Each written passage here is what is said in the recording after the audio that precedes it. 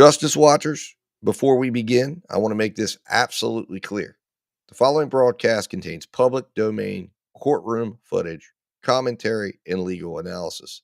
This content is presented under the Fair Use Doctrine as defined by 17 U.S.C. 107 and is protected by multiple Supreme Court rulings, which you see below.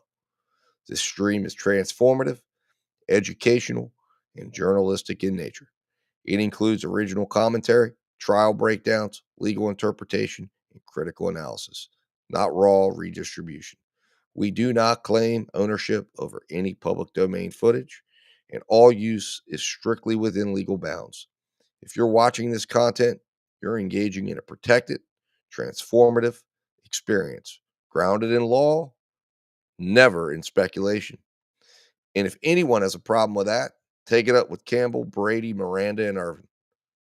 Remember, guys, justice always works better when we watch. So keep watching. See you in the courtroom. Hang on, Mr. Coleman. Just have a seat. Let me get up and going.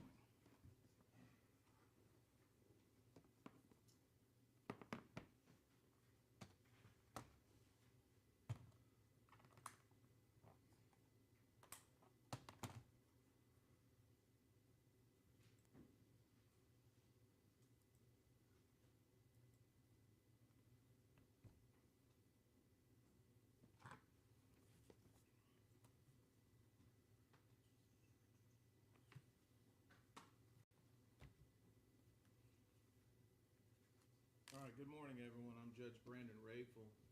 We're here today for the state of Florida versus Tracey Nix sentencing. It's a docket CF 22-289.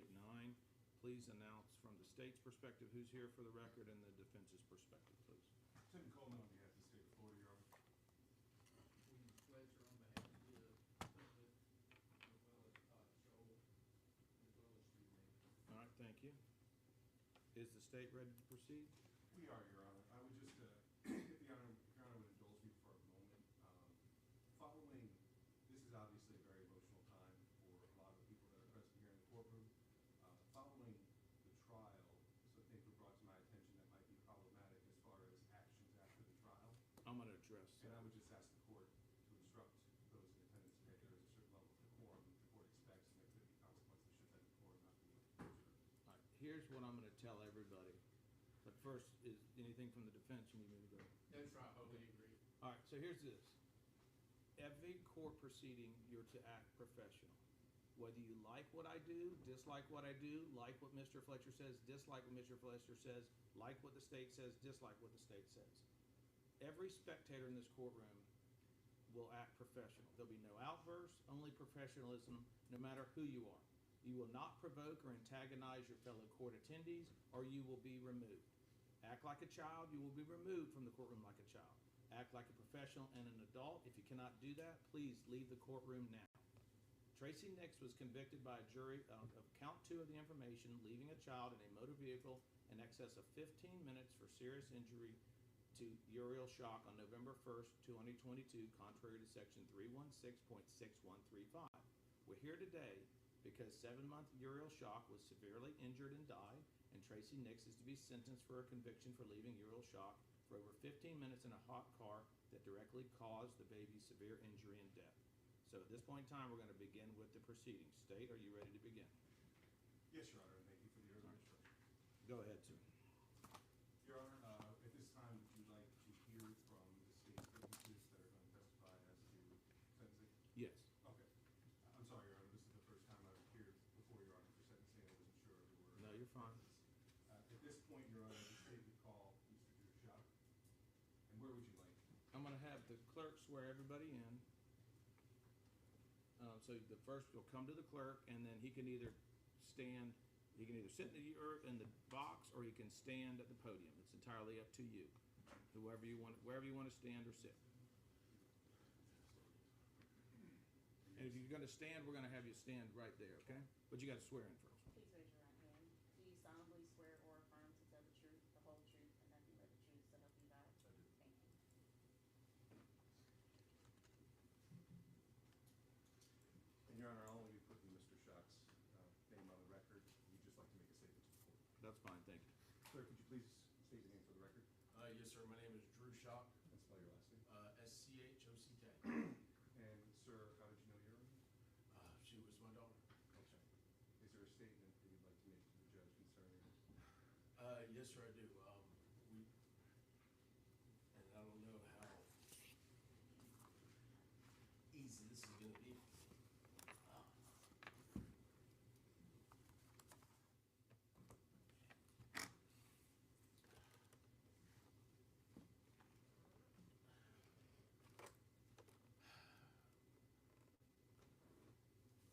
I'm supposed to come up here and really explain to you about my child. We've been doing this for the past 2 years. It's been tough on my wife and myself and our son, and now we have another daughter. And,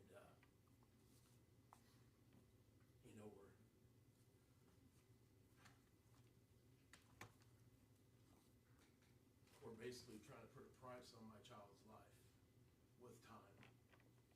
And, I had all these notes and everything, and I'm up here now, and I just, but basically what we're doing is we're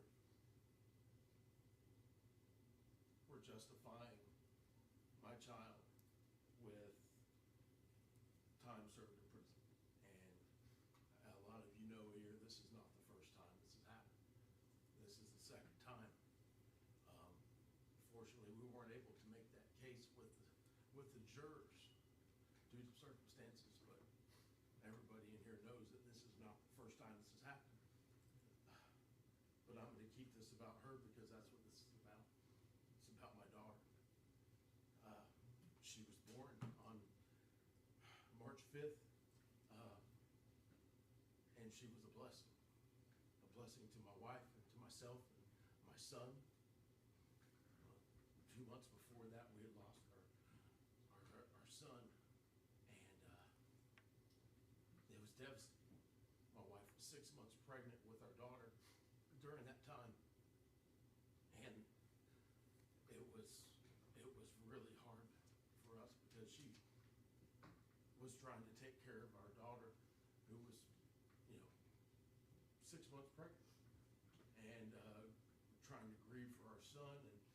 And when our daughter was born, she was born into grief. But she was a blessing. She kept us because we were looking forward to her. Despite everything that was happening, we were looking forward to her taking away a lot of that pain. And she did.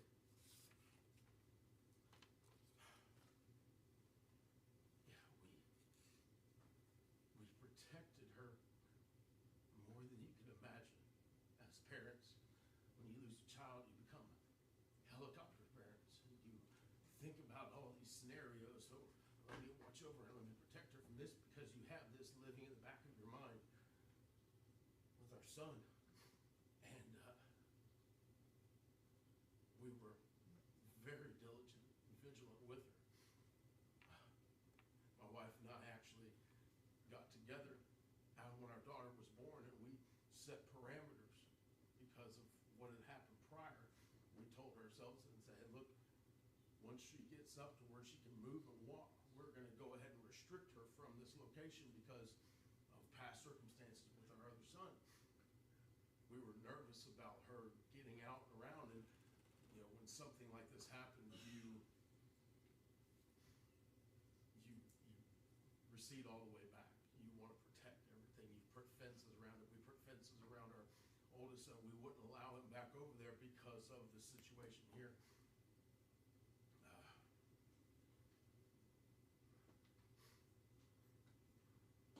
But it doesn't matter, no matter how hard you try.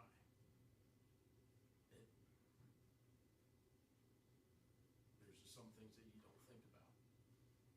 And we, as parents, have to live with that for the rest of our lives. Like I said, no matter what we do or what we say, I'm always going to feel responsible because these are my children. I am responsible for them. So we're going to carry this, and I'm always going to think about what if. So if I wish I would have done this or done that, or if we would have known details about the prior one, if we would have. But all that is it's too little, too late. You know, she was our blessing. You know, when she was born, she was our angel child. She looked so much like her son, it was ridiculous. We seen him every time we looked at her. She looked at us and it would just cut right through us, and we took that like it was God saying, here you go, here's your other shot. You know what I mean? I know this happened, but I'm going to make this daughter look just like him, and you guys are going to have this. And it was taken from us.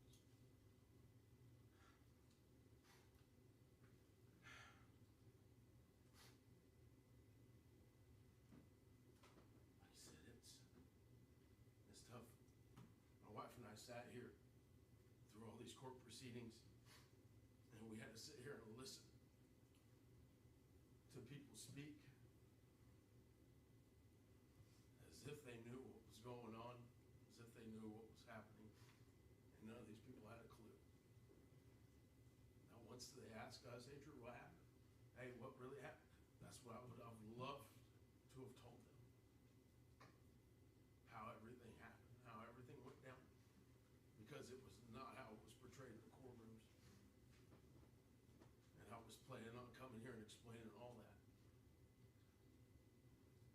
But in the end, like I said, the result's the same.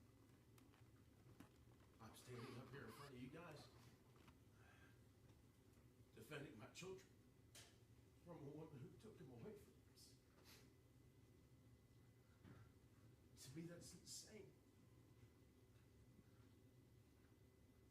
It's insane. She's done this twice. And the fact that we're debating whether or not she deserves jail time is just insane to me. She took 2 lives. To me, it's black and white. But my wife and I are the ones who are going to have to live with this. They can go and do what they want to do. 20 days locked up. They're done, forgot all about my children. Forgotten all about them within 20 days. Like it never happened. Going off, doing their own thing, living their own life. Making their own friends. She's not grieving. Not at all. This is the pain that my wife and I wear. Nobody else.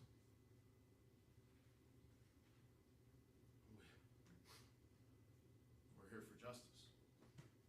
That's what we're here for. For the memory of my kids. And I just ask the judge, don't let this be in vain. Because I got a son who still asks about his sister, who still asks about his brother. And as parents, we still haven't told them. But now my son's asking me what happened. And as a parent, that's the hardest thing. Because he's wondering, Dad, why'd you let it happen?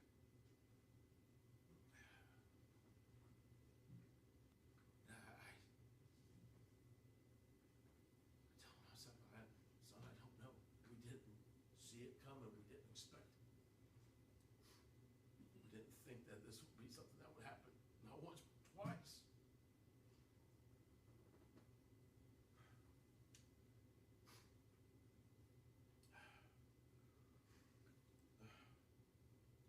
I remember when our daughter was born in the hospital. All the pain that my wife and I were going through, it just faded. When we looked into our daughter's eyes, it just melted. And I can tell you this, as a father, I love my sons. They are our future, and they are my future generations, but I remember looking into my daughter's eyes as a father. This is so much different. The love a father has for his daughter, I can't explain it. I'm not saying it was, I love my daughters more than my son, but God, she could wrap me around that finger so fast. My son, I tear his butt up, when he's doing something wrong. I remember my wife went to try to get on my daughter over something silly. It wasn't nothing. It was, she was being, and when she said, I remember coming almost unglued just because it was daddy's girl. And it wasn't nothing major, but I don't ever remember doing that over my sons. Like I said, with my daughter.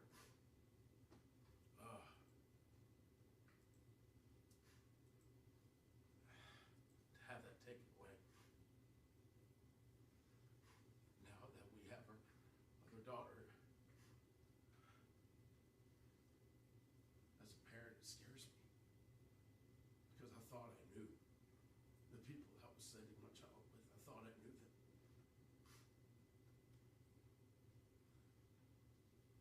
So much was kept from us. If we had been made aware, we would have made other arrangements. If we'd have been made aware of the medications, we'd have been made aware of. We would have done things differently. And I blame myself because part of that was just wanting to really believe that she was different.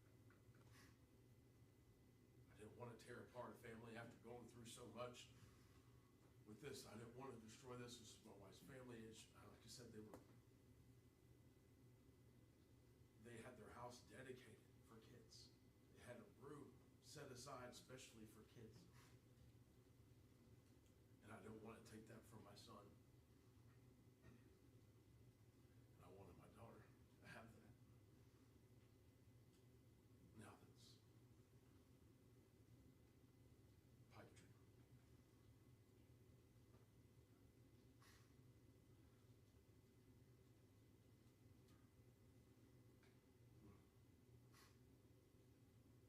She was a blessing. I planned on going through and that day, but I can't. I can't still be up here and talk. We've had to relive that moment every single day. Every time it's in the paper, we have to relive it. Every time it's just so for me to sit up here and talk about that day. I'm not. Everybody was familiar with what happened.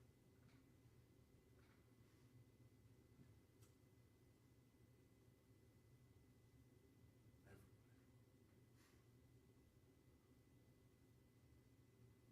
I just want you to know that as parents,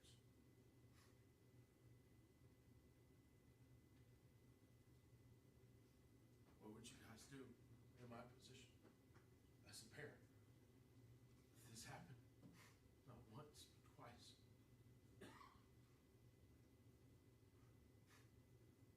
All we can do as parents is try to see it through. That's all we can do. Just make sure that this doesn't happen again. Because nobody thought it would happen the second time. But I'll be damned if I'm going to stand by and let this pass me by and let this continue to happen. Like you said, we're fighting for our kids' names. We're fighting for their memory. And for somebody to just walk away, to think they just deserve to just walk away after what they've done to my family, to my son. It's insane. I can't fathom it. To be able to do this to some kids and act like it wasn't your fault, like it was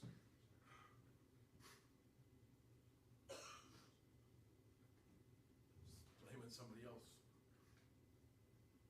Not once have we got an apology. Not once have they said, Drew, I'm sorry. I'm sorry for what we did I'm sorry. Not once. Doesn't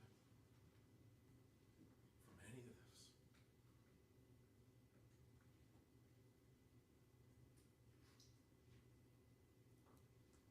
I just want you to know that this is, I'm going to continue to carry the memory the best the way I know how. I'm going to continue to raise my sons and raise my daughters to do what's right, to be God-fearing children.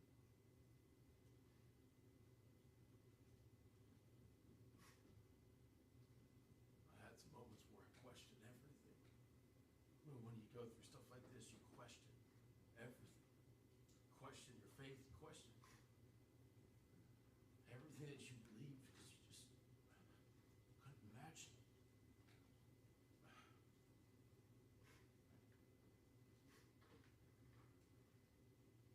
But through that, you just, God brings you a daughter like we have now, Adrian.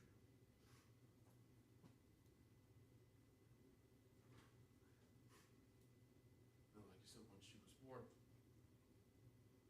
she looks just like my son and my daughter. It's the craziest mixture. But I see both of our kids in her now. And it's hard for me to still question everything, because in the strange way, God has a sense of humor. He gave me what I lost and put it in this little girl who has me wrapped around her finger. And right now she's about the age that we lost Uriel. And I see her, and I see my daughter in her. I think about that accident. I think about how you can do that. We live in Florida. It's hot all the time. I know everybody knows it. You leave your car parked in the parking lot for an hour. You go to get in it. You imagine how fucking hot it is in that car. You get in, you go to the grocery store, 30 minutes. You get out and it's blistered inside that car. Every time I do that, I think about what my daughter went through for hours by herself, screaming.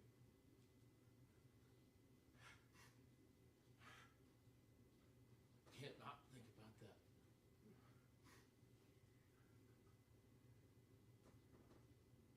For what? For what? In a hurry? But I'm reminded by that every single day. Because every single day is that temperature. Every single day I get into my truck and I feel that and I think of my daughter and my heart breaks. Because I can't imagine. But I have to, because she did. She sat there and suffered and screamed and flailed.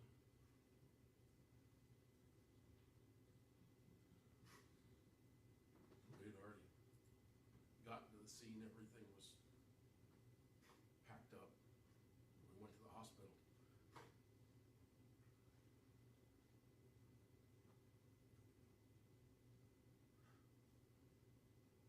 And that's a sight you'll never take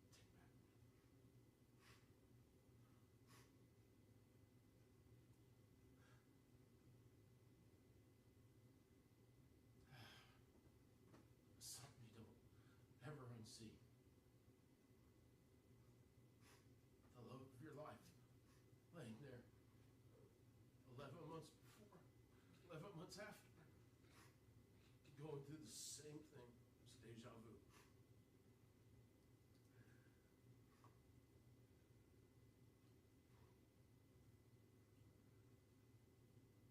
So Judge Adam,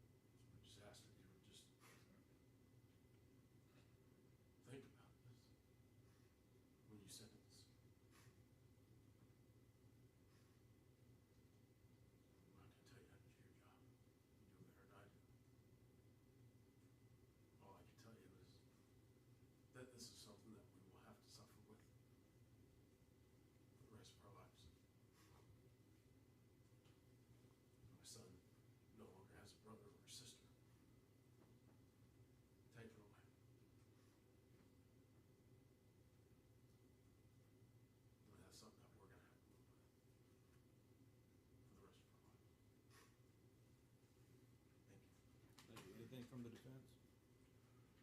That's right. Okay, thank you. Thank you, Mr. Schock. Next witness, stay. May I just have one moment?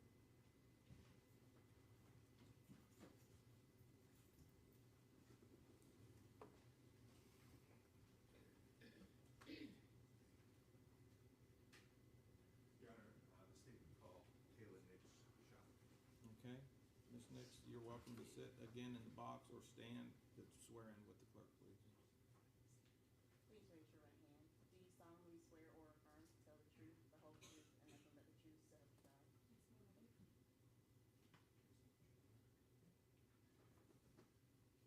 Ma'am, could you please state your name for the record? Kayla Nix Schock, Okay, please spell your first name. K-A-I-L-A-N-I-X, and I am not legally Schock, but S-C-H-O-C-K. And I think we all know, but how did you know Uriel? That's my daughter. Would you like to make a statement to the court regarding sentencing? I would. How would you? Thank you. You can. Take your time. I set aside all day for this hearing.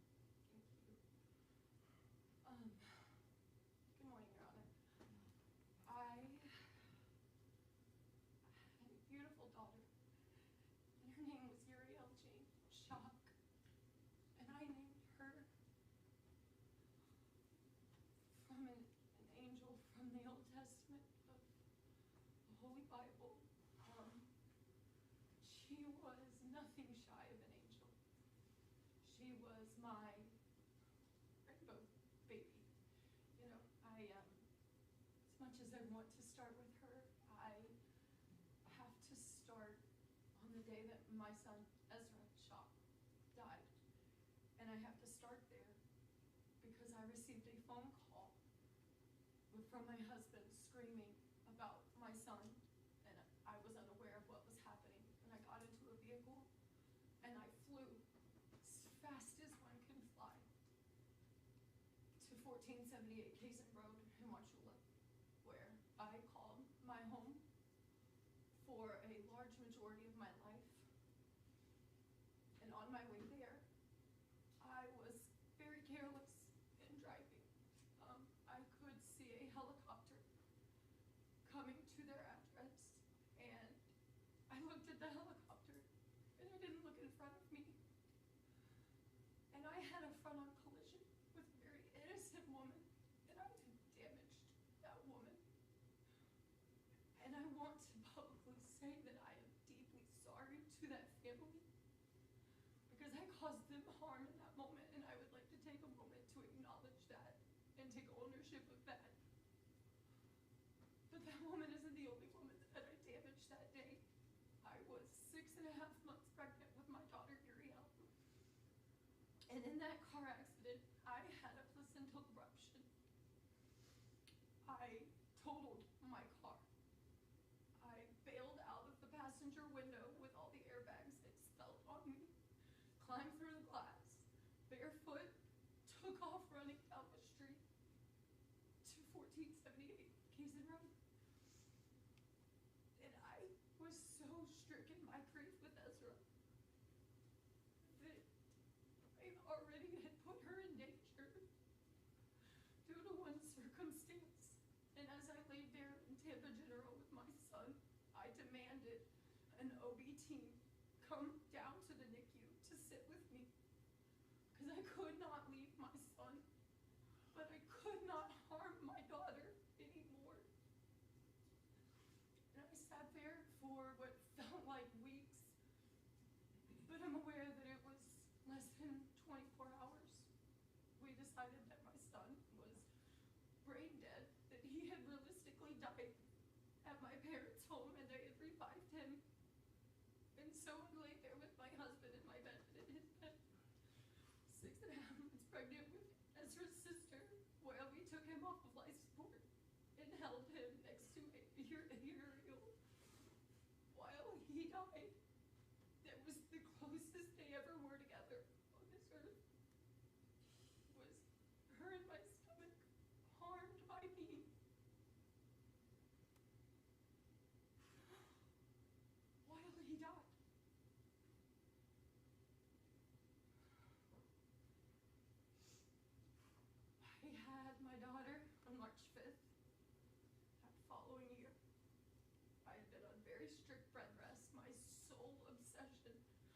Uriel, I had been told by my doctors that I needed to choose. I had to choose whether I mourned Ezra or I saved Uriel. And so I put Ezra in any version of a box that I could find inside my heart. And I put him here in the name of protecting Uriel. She was my restoration. She was going to salvage my family. And that was never meant to be her purpose. She was just meant to be a beautiful little girl. But by circumstance, she became my salvation. The day that my daughter died is one I could clearly never forget. No matter how much I wish I could wash it away and just hold the beautiful moments, it's not something that I can do.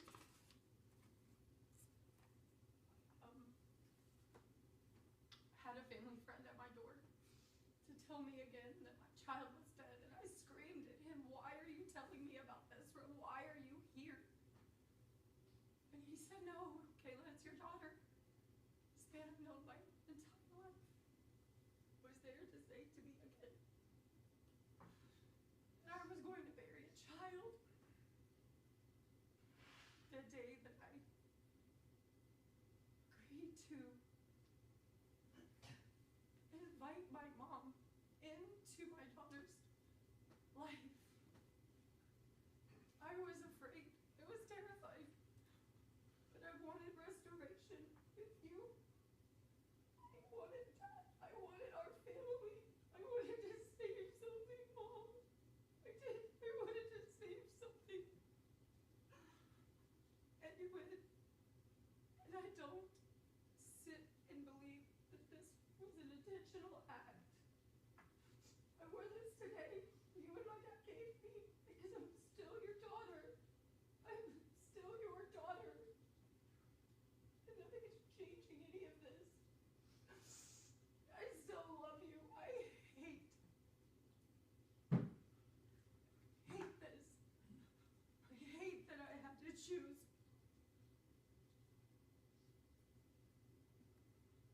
But you know I had to.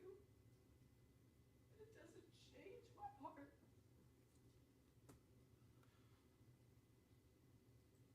She was gone. I walked in with my husband to the hospital to identify her body. And I never felt, well, actually that's not true. I felt that air leave my body before. When Ezra died in my arms, I felt it. But this time she didn't die in my arms. She was just there. Gone. My beautiful daughter was gone. The officers on site were concerned for my physical safety in that moment. They could not rationalize how one human could bear the weight of this reality. At which point they decided to take me to Tri-County. And it's not something I've spoken on before. But they brought me to Bartow. And I was on the other side of the door. And I could hear you on the other side of the door talking as I sat there. And I just remember feeling so alone in that moment. So alone, because the other thing in my head was that Drew was alone with Asher, telling my son that his sister was dead. And his next question was, "Where's my mom?" And I don't even know what he said. I don't know what he said. But I know I wasn't there for my son. So they transported me to Lakeland. They didn't have room for me there. I sat in a chair in the lobby next to the nurse's station while they made fun of me for giving another opportunity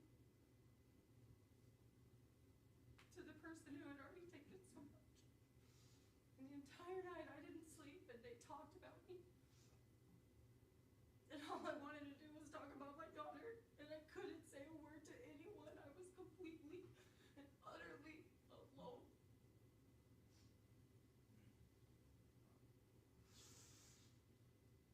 And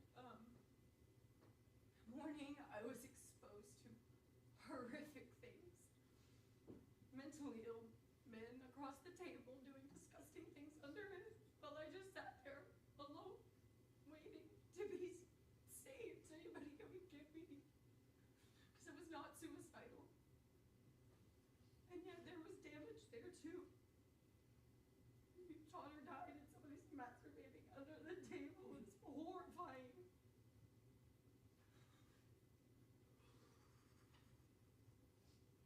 And then this court proceeding began. And all I ever wanted was for it to stop. I just wanted this to stop. I wanted this to end. But I had to seek justice for my daughter and my son because I had already been forced to choose. Day we came here, I knew I was forced to choose. And I am not a mom that is going to sit down and care about my feelings as someone's child more than my God-given role as their mom. All of these decisions are things that I find suffocating. I have felt nothing shy of cornered for 2.5 years, with the only move to make is to stand up and say my children's names, say Ezra, say Uriel, say they deserve better than this, because they did. Beautiful children, children we prayed for, longed for, and cherished. But I wanted to salvage my family, and I thought that that was something that could be done, because I still love each of them so dearly. It makes this so gutting. It just eviscerates me to stand here. But this court process has been skin thickening. As we've gone through, I have had to find my strength and find my voice and find a way to survive this. Survive what my children went through. My son is now 6. His name is Asher. And he asks for Ezra. He asks for Uri. And not long ago, he sat down and he just said, I didn't realize they were really dead. I didn't know that they were really dead, that they're in the ground and they're dead. And a handful of days later, he came home after going to a ball practice. He had seen a newspaper. And he spelled out words on the newspaper, and it was a very recent one. And I certainly did not define those words for him, but he asked me why his gram was on the cover of the newspaper.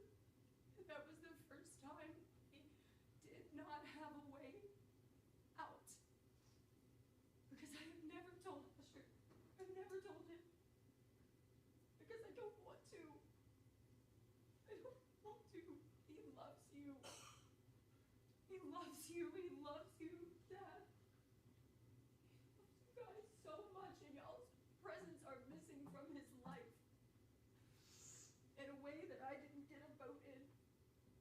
And it's caused more than just my dead children, which is so heavy. It has caused my relationships with my family, my parents, my extended family. I have never felt so alone. Ever. But it isn't about my feeling. It is about what I know. And what I know is that my son drowned on a very cold day in their pond, and he drowned alone. And I know that my daughter died on a scorching hot afternoon alone. And I had to step out of the courtroom during the trial while they described those details, because I don't feel mentally capable of hearing those more than the times I had already heard.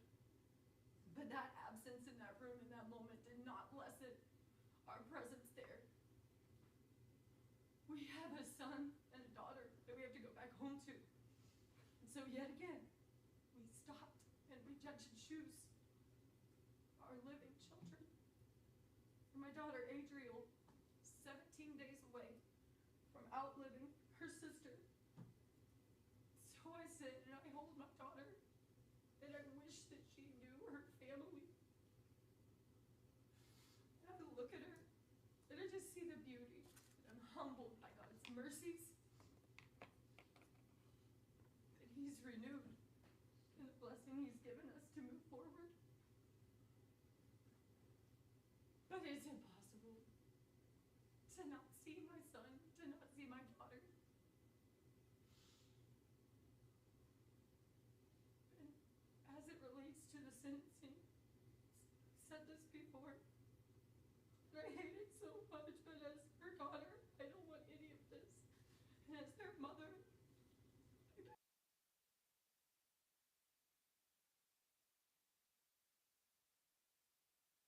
to honor my children's deaths. It doesn't lessen mom, it doesn't lessen my love for my father, it doesn't lessen any of it. But as I've had to explain to my son, there are times where things happen and they're not on purpose and no one meant harm in those moments.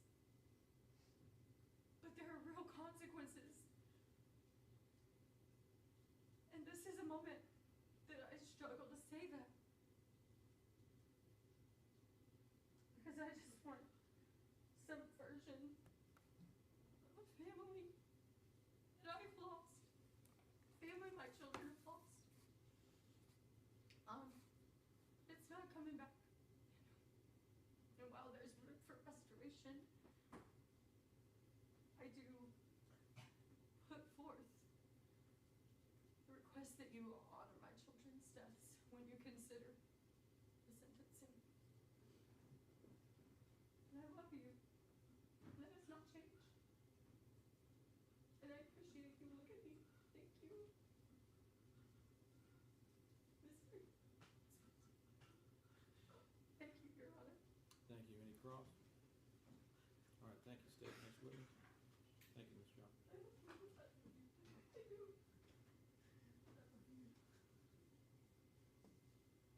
See, there's no further witnesses, Your Honor, and we would just have a recommendation at the court at the appropriate time. Okay.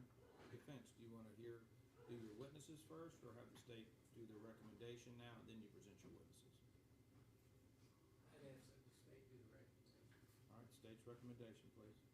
Yes, Your Honor. I don't know what process the court goes through when it's determining an appropriate sentence, but I can imagine it's a lot like the state when they make a recommendation.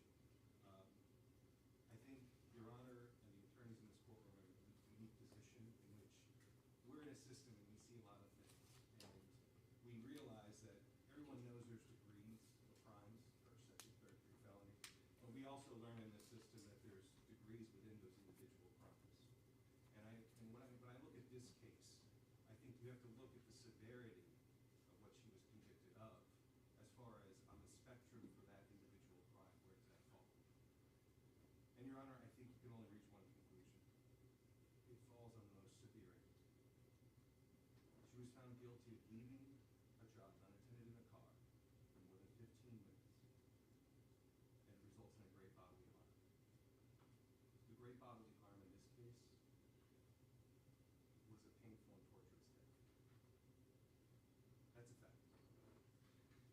And in my next step, as far as making a recommendation to the court, to look at who was the victim in this case. And in this case, it was a 7-month-old.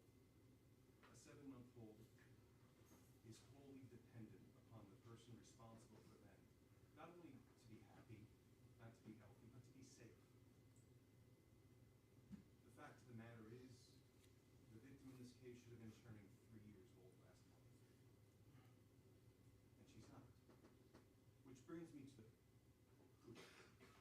And in this case, who committed that crime? What position was the defendant in? She was grandma. Next to mom, she should be the safest person. And dad, she should be the safest person.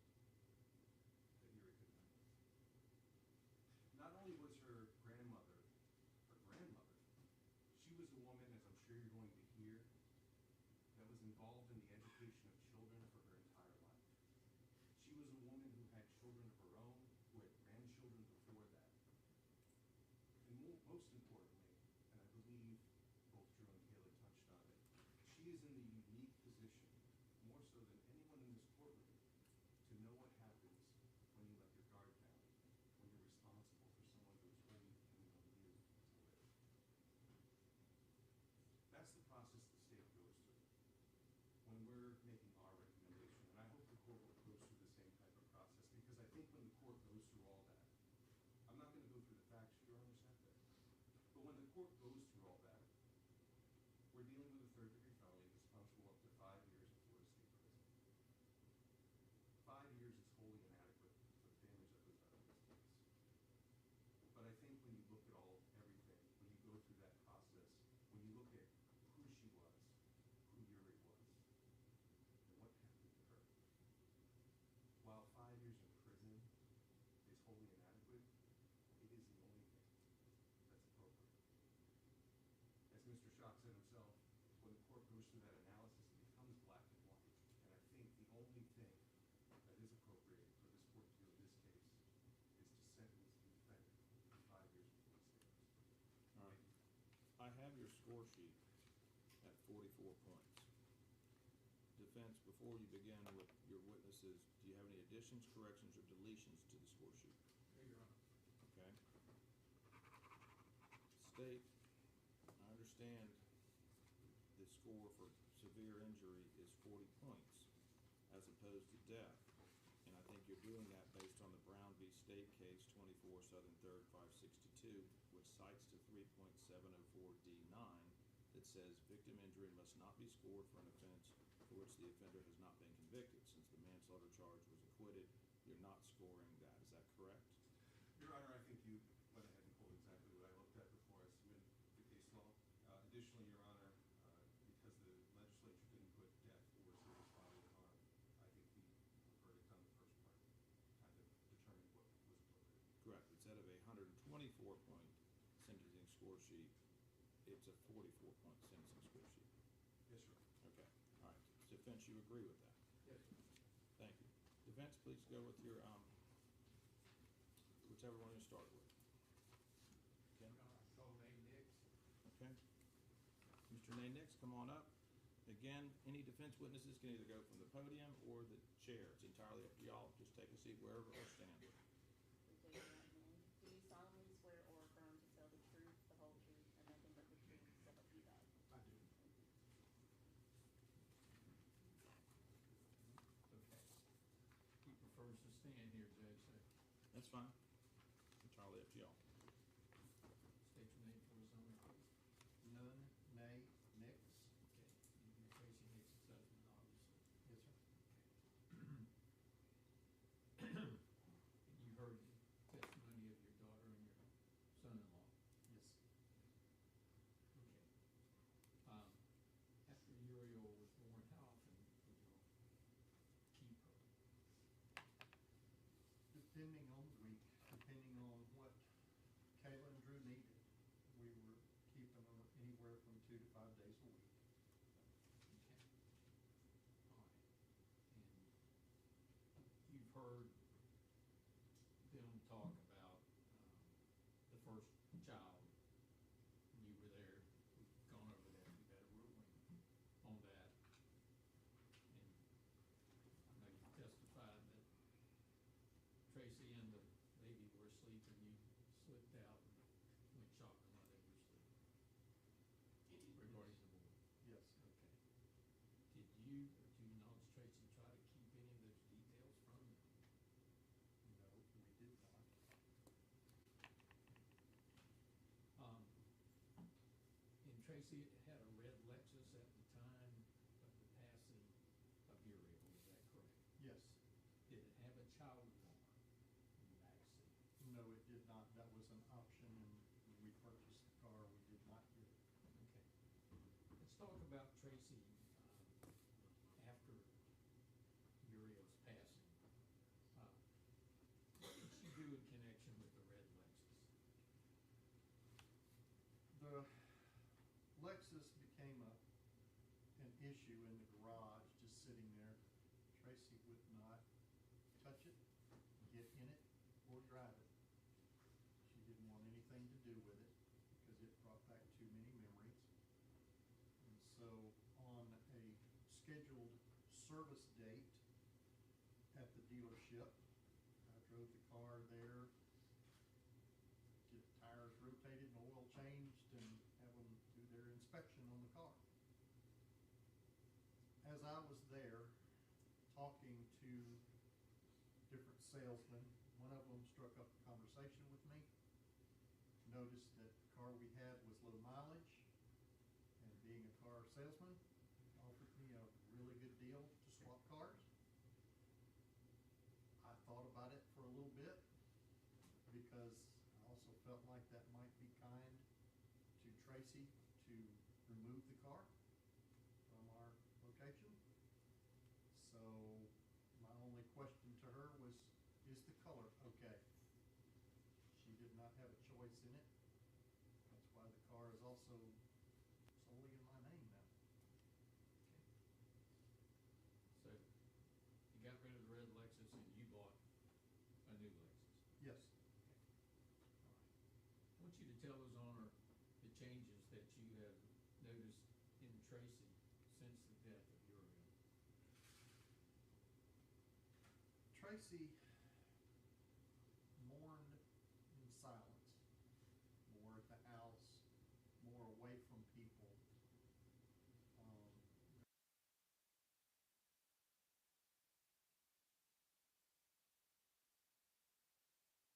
Wasn't any hope of really other than to raise friends there, taking the baby with her. After that, there was no hope for us to really go anywhere in town to eat. She wouldn't go outside hardly at all. She used to love to do yard work. She'd spend hours online, and sometimes she would take a bath for days. Just, the days seemed to run together. Her eating habits changed over to Oreos and ice cream. She didn't care what she ate. And she wanted to, a lot of times, she didn't want to come to the other end of the house, where the dining room was, or, where we had just a casual table. She wanted to eat in bed. She did not want to get up. She suffered. I hope this wasn't intentional, but social media and the news media were brutal, and a lot of the information that was posted was totally incorrect. They didn't have the full story, or they only had enough to make it sensational. Her sleeping habits were all over the road, but she got to where she stayed awake till 1 or 2 o'clock in the morning watching TV or surfing the internet, and then as soon as she woke up at 7 or 8 in the morning, TV had to be on again. There were also there was one vivid part that I really noticed, and it affected me also. We had no holiday celebrations in our home for 3 years. No Christmas decorations, no any other decorations. The only celebration we had was before Uri passed. We would have family dinners at our house that Drew, Kayla, and children were invited to and brought to, and we tried to celebrate as family. But of course, we haven't done that since.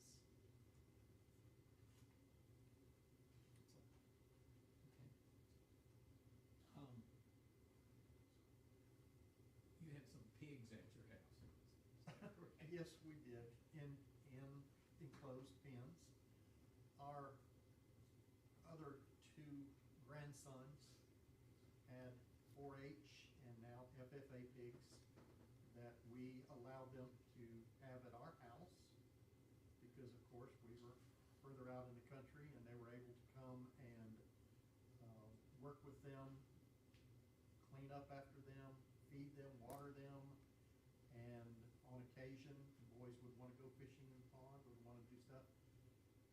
Tracey never, ever came out.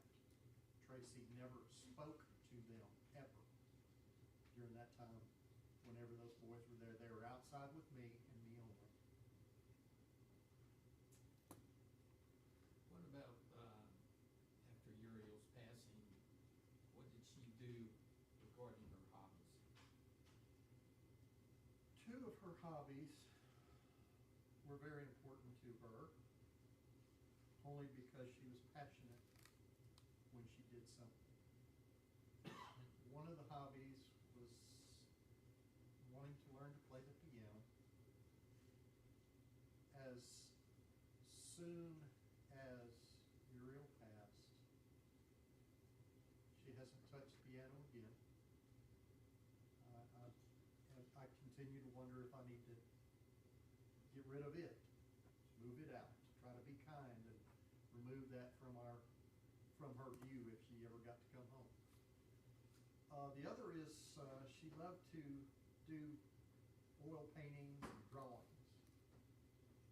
And she used to be very proficient in those and could do them, do an individual unit fairly quickly. But since Uriel, she would start on one, she would paint some background, didn't like it, paint over the whole thing. Sometimes she'd do that 3 or 4 times. She just couldn't focus enough to get back at it and get it finished. And she just got to where her painting just stopped. Tracey was taking medication during this time. Yes. She had been taking medication for many years. Yes, sir. Okay. Did you have any knowledge as to whether these medications were affecting her? At the time, no. Looking back now, after I've been reminded of it, after I've had it explained to me, and after I've read about it, I look back now and say, yes, there were changes. I won't get specifically with you. Yeah. Since Uriel's passing, has Tracey been to counseling? Yes. Can you tell She us more has, about that? one, I believe it's psychoanalysis. We would drive to Punta Gorda once a week.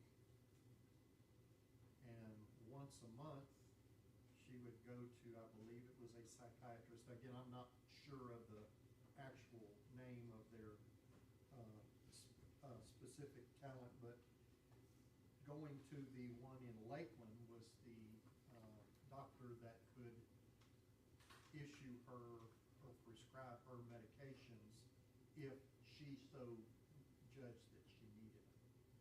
After a year and a half, the doctor in Punta Gorda left their practice, moved to New York, and we were able to find a comparable doctor in the same building with the other doctor in Lakeland.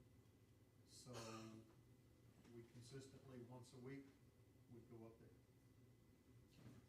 Did she also have some inpatient treatment? She had inpatient treatment first at Peace River You know how long Center. that was? That was for 2 weeks. And then I hunted all over the eastern United States trying to find a facility that Tracey felt like would help her. She had specific criteria of what she felt like she needed help with. And so I hunted, and finally was able to locate a facility up in St. Cloud. And that facility allowed her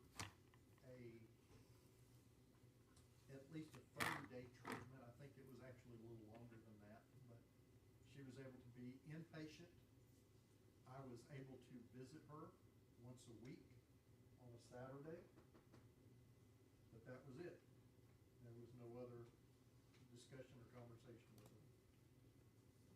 You have family photos at the house?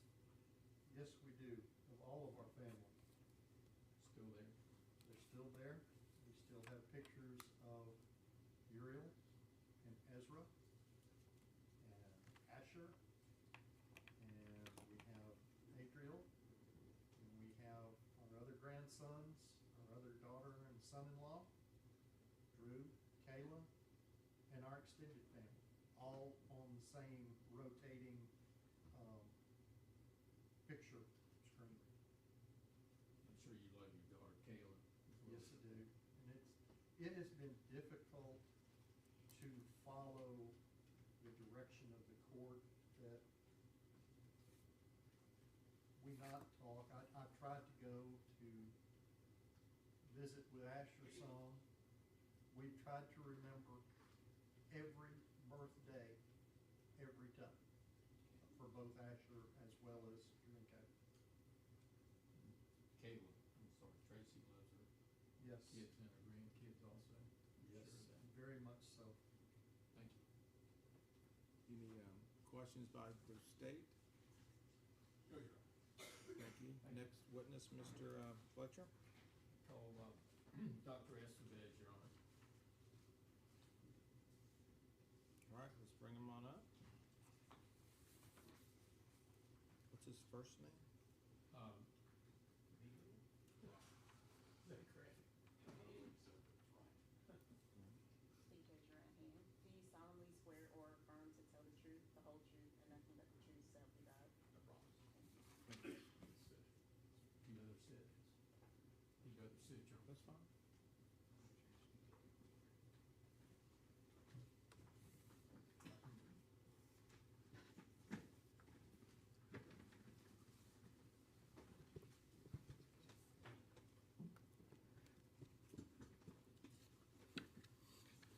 Please, Your Honor. Yes, please, go ahead. State your name for the court, please. Ryan Estevez. And sir, how are you employed? I am self-employed as a forensic geriatric psychiatrist. Okay. And can you tell briefly, if you can, your education, training, and experience in that regard? Sure. I have degrees from Harvard, Stanford, Tufts, UCLA, University of Florida, and University of Texas, and another one from Stanford. The degrees are as followed. It's a 4 years degree, a bachelor's degree in psychology, a 2 years master's in public health, a 2-year degree in social psychology with an emphasis in criminal justice and delinquency, a 4-year medical degree, a 5-year PhD in experimental health psychology with an emphasis in neuropsychopharmacology, a year degree in medicine and neurology, a 4-year residency in general psychiatry, and 3 separate 1-year fellowships in geriatric psychiatry and neurobehavior and forensic psychiatry. Okay. Are you board certified in any areas of medicine? Yes, I have 6 board certifications. They are in general adult psychiatry, forensic psychiatry, geriatric psychiatry, consultation liaison psychiatry, addiction medicine, and psychosomatic medicine. Okay. And have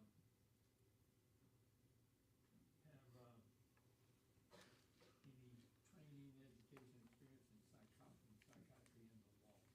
Yes, so social psychology, if you concentrate on the law, that has to do with how groups act in general and what motivates groups to act. And so I have a master's in social psychology, but I also have a forensic psychiatry training, and that is psychiatry as it relates to the law. So what motivates people's behaviors, and in that case, not just in general, but as they apply to criminality, and how that interacts with the law, how the two systems interact. Okay. And have you testified in that capacity in court? Yes. And any idea how many times in Florida? I don't keep track of how many times I've testified. It's in the tens, 100 times perhaps. Okay. And you testify in other Not anymore, but I have testified in California and in Texas. You also have a degree in psychopharmacology. Yes, that's part of my doctoral degree. Okay.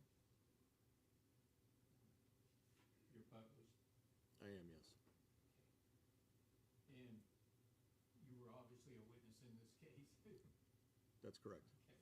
You've been involved in this case for well over a year, perhaps. I think since spring of 2023. Okay. And can you tell the court what you did in this case? Sure. So I did what I do in any case that I'm asked to look at, and that's get information.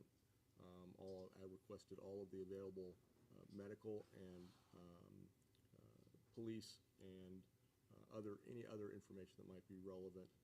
In her case, it was around 1,100 pages of medical records. Those include outpatient medical records from the last 10 plus years, the inpatient records that were from Peace River, psychiatric hospitalization that she had, as well as the inpatient records from Blackberry, where she was at. I also went through all the police reports, the discovery documents, information pertaining to the actual event, spoke to anybody that would speak to me, friends, family, colleagues. I ordered an MRI for brain, spoke with one of the country's leading neuroradiologists regarding that study, got neuropsychological testing, and then most important is that I did a psychiatric evaluation of Miss Nix, and have followed up with her on multiple occasions. Okay. And did you form any opinions to a reasonable medical certainty regarding this? I did. Can you tell the court about that? Sure. So, you start out with not knowing anything other than kind of the headlines of what happened. A child is with guardian and grandparents in this case, and dies. So that's got a very visceral, sort of shocking feeling to it. And you begin to step back, at least in my position, is trying to figure out, well, what, if anything, contributed to that? You're, somebody that's in my position that has spent a lot of time in dealing with the criminal justice system, the first thing that you think of, well, there must be drugs or alcohol or some other malicious motive. This has got to be a bad person, a careless person at least.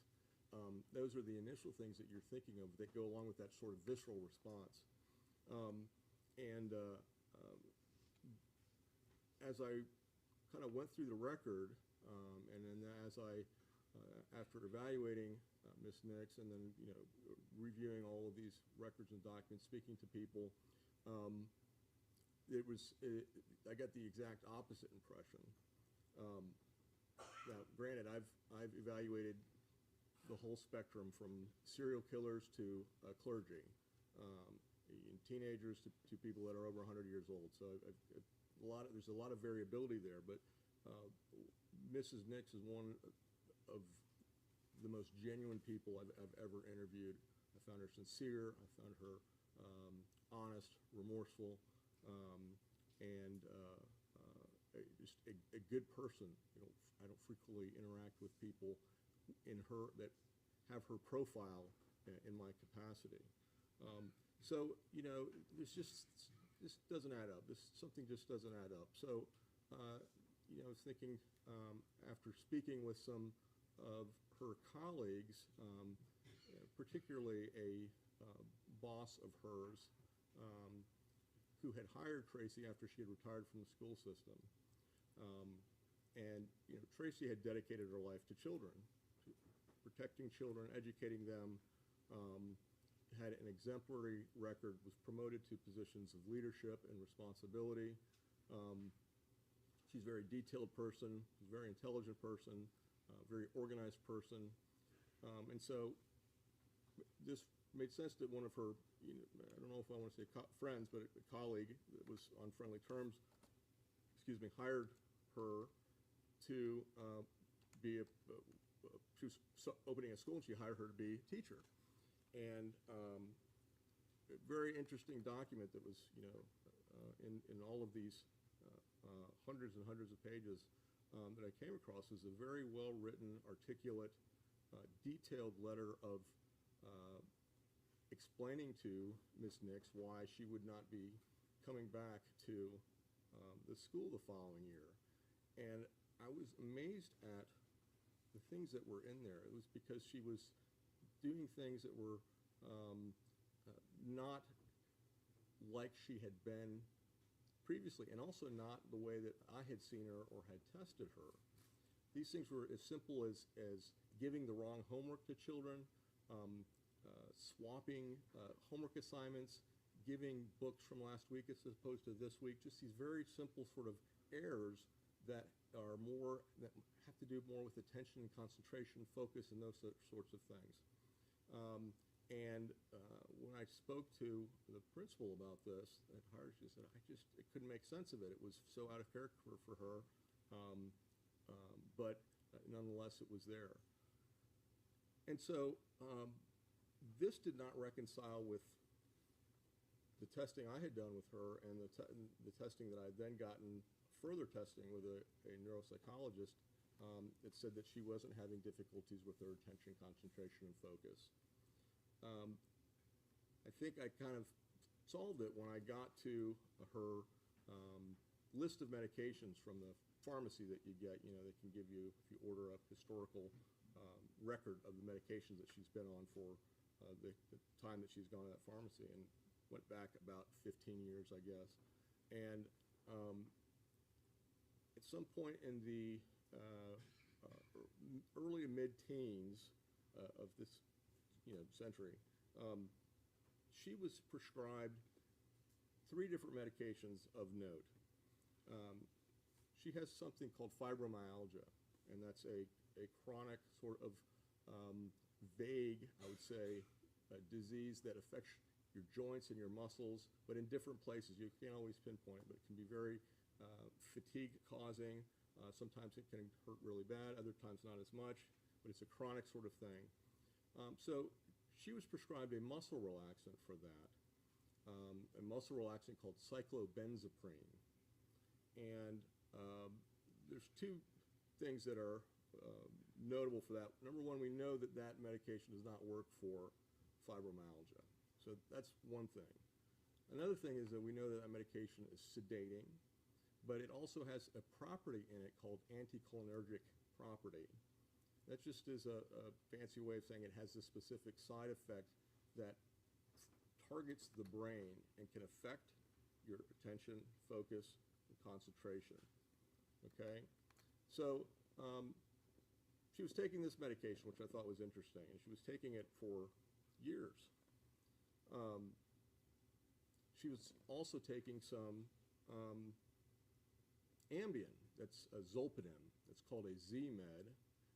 That's a medication that we also know, it's actually got a package insert warning that it can cause issues with clarity the following day after taking it.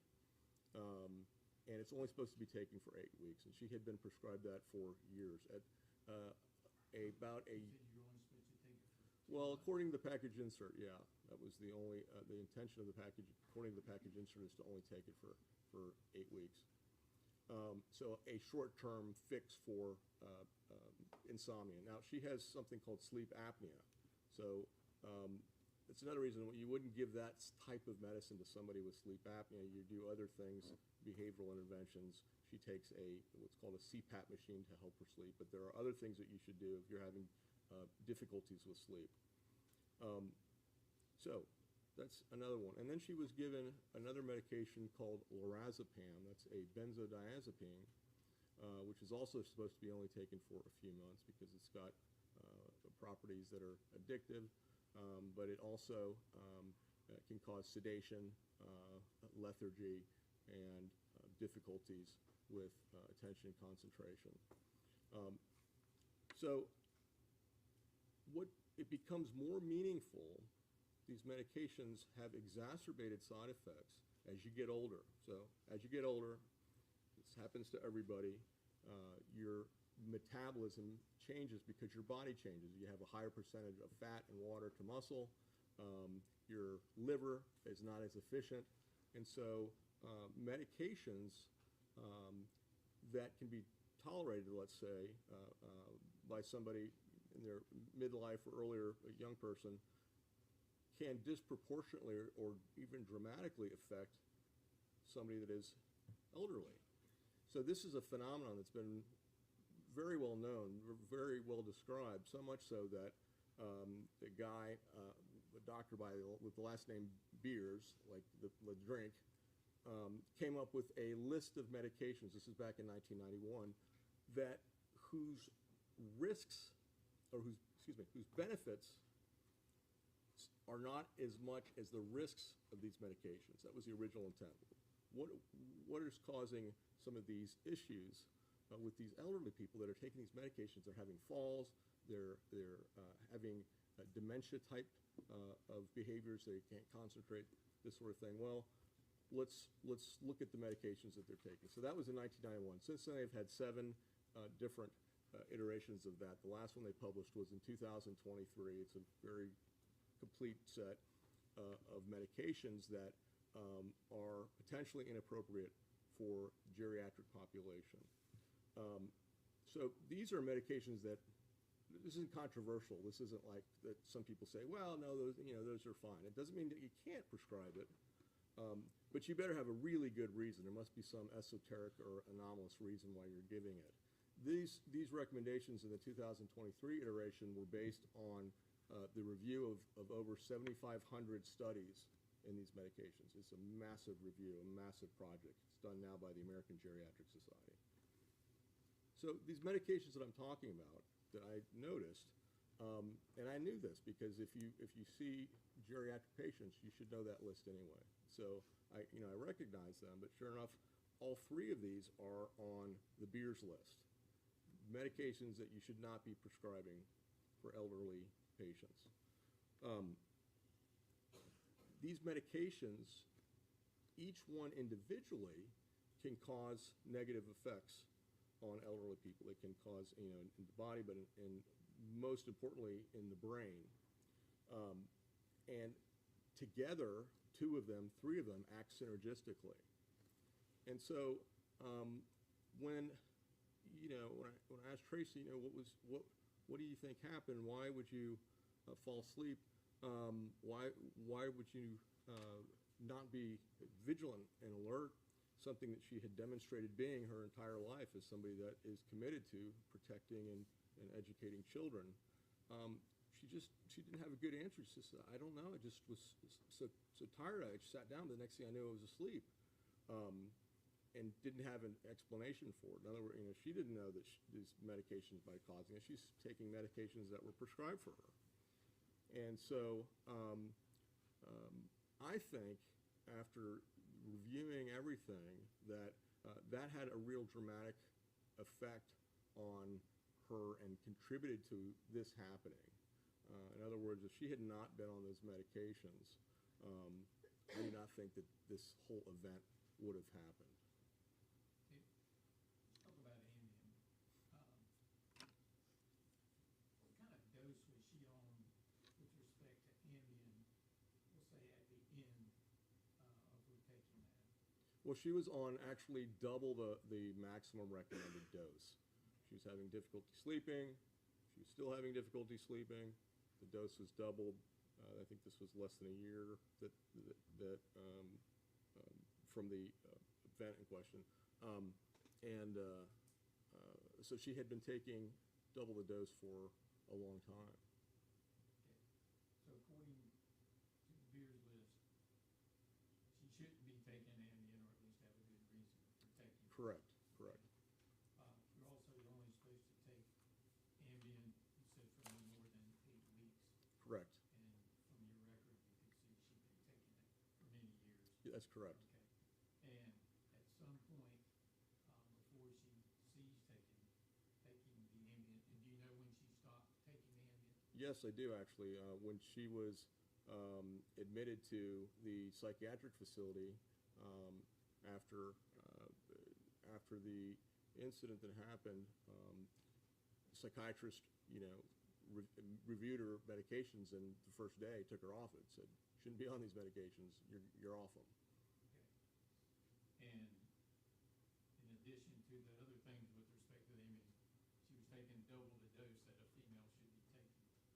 Well, I would argue it was even higher because the actual dosage recommended for geriatric patients is lower than the normal adult dose. But when I was speaking previously, it was just the normal adult dose, and she was taking double that.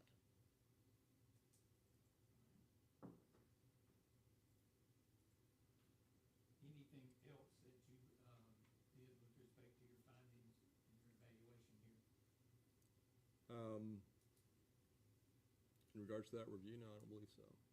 Pretty much covered it? Yes. Could I have a moment, Charlie? Please.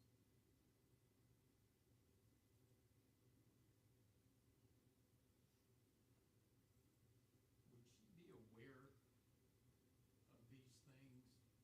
When she's on them, she's on these meds. Would she be aware of what these meds are doing to her? So that's a good question because you would think that you would, but these medications are not like having some whiskey, and you know what happens if you drink a lot of whiskey. You're gonna be drunk. You know that pretty quickly. One of the problems with these medications is that they build up over time. Let's take cyclobenzaprine. It takes approximately 15 weeks for the body to completely metabolize one dose of cyclobenzaprine. It has something what we call a half-life, which is this fancy way of talking about how fast a medication can metabolize a drug. Cyclobenzaprine has a long one. It is 15 weeks. So you can imagine taking that over time, especially if you're an elderly person, that medication is going to build up and build up and build up. If you're not metabolizing it as fast as you otherwise would, it's going to build up. And so you'll see these effects happen inconsistently during certain periods, like when you're tired, let's say. It would happen more so than when you wouldn't be. If you didn't get rested well, and you would see them more as you age, but also the longer that you take them because of the buildup of these medications. The people closest to her, like her husband, they noticed these things, that maybe it was affecting her, it was affecting her? I don't think so. They can. I run a memory disorders clinic, and I have a lot of people that come in that I pretty quickly know are experiencing some form of dementia, and I'll ask their spouse, their kids, have you not noticed anything going on? No, not really.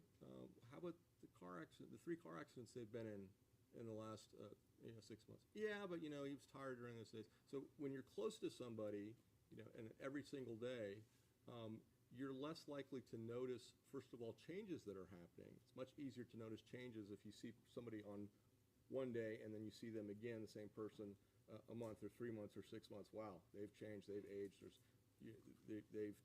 There's a difference there. If you're with somebody every day, you're less likely to see those changes, especially if they're subtle. And so I don't think that they necessarily would have been noticed. Also, just my experience, loved ones are less likely to ascribe negative sorts of things or changes that happen to people in the worst terms. So it's easier to say someone's having a bad day than somebody's brain is failing. So that's why I think this letter that I found from her boss, her principal, that was just so detailed and so articulate, and giving out lots of examples of what's going on. She noticed that there were some changes, but she was not emotionally attached that way. She was trying to run a school, and she wasn't with her on a single daily basis. To answer your question is, I just don't think so. that you would really notice anything like that. I'm gonna try to pronounce this word. Anosognosia. Anosognosia. And can you tell the court what is that? So that's a phenomenon that is described in my field that is common in mental illness and in cognitive disease, where the person does not recognize that they are either sick or that they're having cognitive difficulties. And I'm sure most people have experienced a friend or neighbor or loved one that has had dementia who has no idea that they already ask them how they're doing. Oh, I'm doing great, no problem. How's your memory? No, yeah, it's just great. And then they proceed to ask you, how you're doing, how your kids are for the next, 3 times in the conversation. But they have no actual understanding of that. And it's also applied to severe mental illness in terms of predominantly schizophrenics that are hallucinating or having delusions, and they don't realize or recognize that these things are hallucinations or delusions. They're quite real to them. When you began your interviews and your, let's say, involvement in this case, Tracey had been off that medication for a good period of time. That's correct. So that accounted for that discrepancy, because when I was, reading these things that had happened and their description of her versus my observations of her and the neuropsychological, neuropsychiatric testing that she had done that didn't reconcile with that, I said, I've got to make sense of this data. This doesn't make sense. And she had been off the medication when I saw her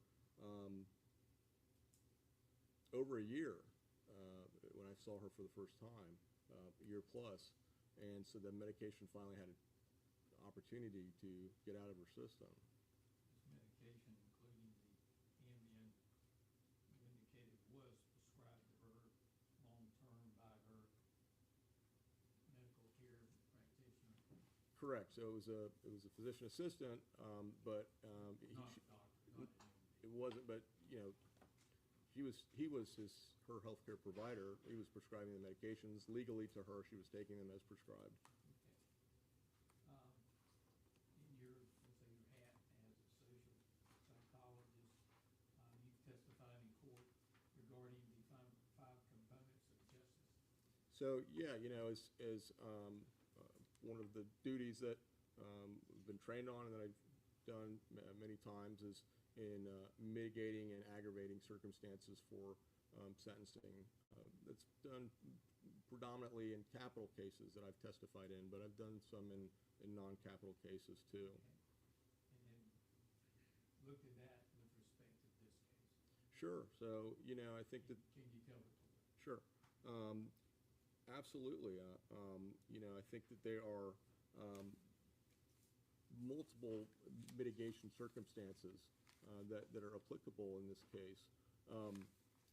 We had just talked about the influence that I don't think she was aware of at all, that the medications were having on her and how that affected her cognition, her attention, her concentration. But there are also, I'll just go through how we describe them in my field. The components of that, there's 5 different components to the justice and the punishment aspects of that. And they're retribution, rehabilitation, restitution, incapacitation, and deterrence. And if you look at those individually as they apply to Tracey, and that's what courts typically ask us to do, because you can't apply those fairly unless you understand or know the individual. And once you know the individual, then you can make attempts to kind of advise the court or to educate the court before they make their decision. So what are these different aspects? So rehabilitation has to do with the idea of somebody typically with a substance abuse problem or a severe mental health problem needing to get that fixed before they can kind of join society and be a productive member of society. A lot of people that don't have vocations or kind of not do anything, get them vocational training. Doesn't really apply to Tracey. She doesn't have a substance abuse problem. She's got a mental health diagnosis and post-traumatic stress disorder. It's not what I gave to her. That's what her psychiatrist at Blackberry gave to her, but I agree with that diagnosis. But she doesn't have a severe mental illness. That doesn't really, I think, apply. She also has a vocation. She was a teacher, but she's retired. Incapacitation is the idea that is part of punishment. You require the protection of society. So the society need to be protected from Mrs. Nix, and I don't think they do. She has followed her bail perfectly over the last almost 3 years. She has no prior criminal record. She's elderly. I don't think it's arguable that you need to be protected. Her society needs to be protected from her. Restitution is the idea of making the victim whole. Two things. Number one, that's impossible. The victim's deceased. But how, for the other people, that the parents, the family members, how do you make restitution for a deceased child? I don't think you can. I think that's impossible. There's no way to do that. There was a civil case that they settled that is some, I think, attempted restitution. So the restitution that they could make, I think, has already been done in that sense, from a financial sense. But ultimately, that's not, I think, a real possibility in the death of any child. Deterrence is another one. That's the idea that you want to prevent this from happening. I think that's another difficulty in this particular case, because this was not premeditated or purposeful action, and it's hard to deter a crime that's not committed voluntarily. I think that's kind of self-explanatory. I won't get into any more of that. And finally, there's retribution. That's the idea that you are punished because you deserve it. And that, I think,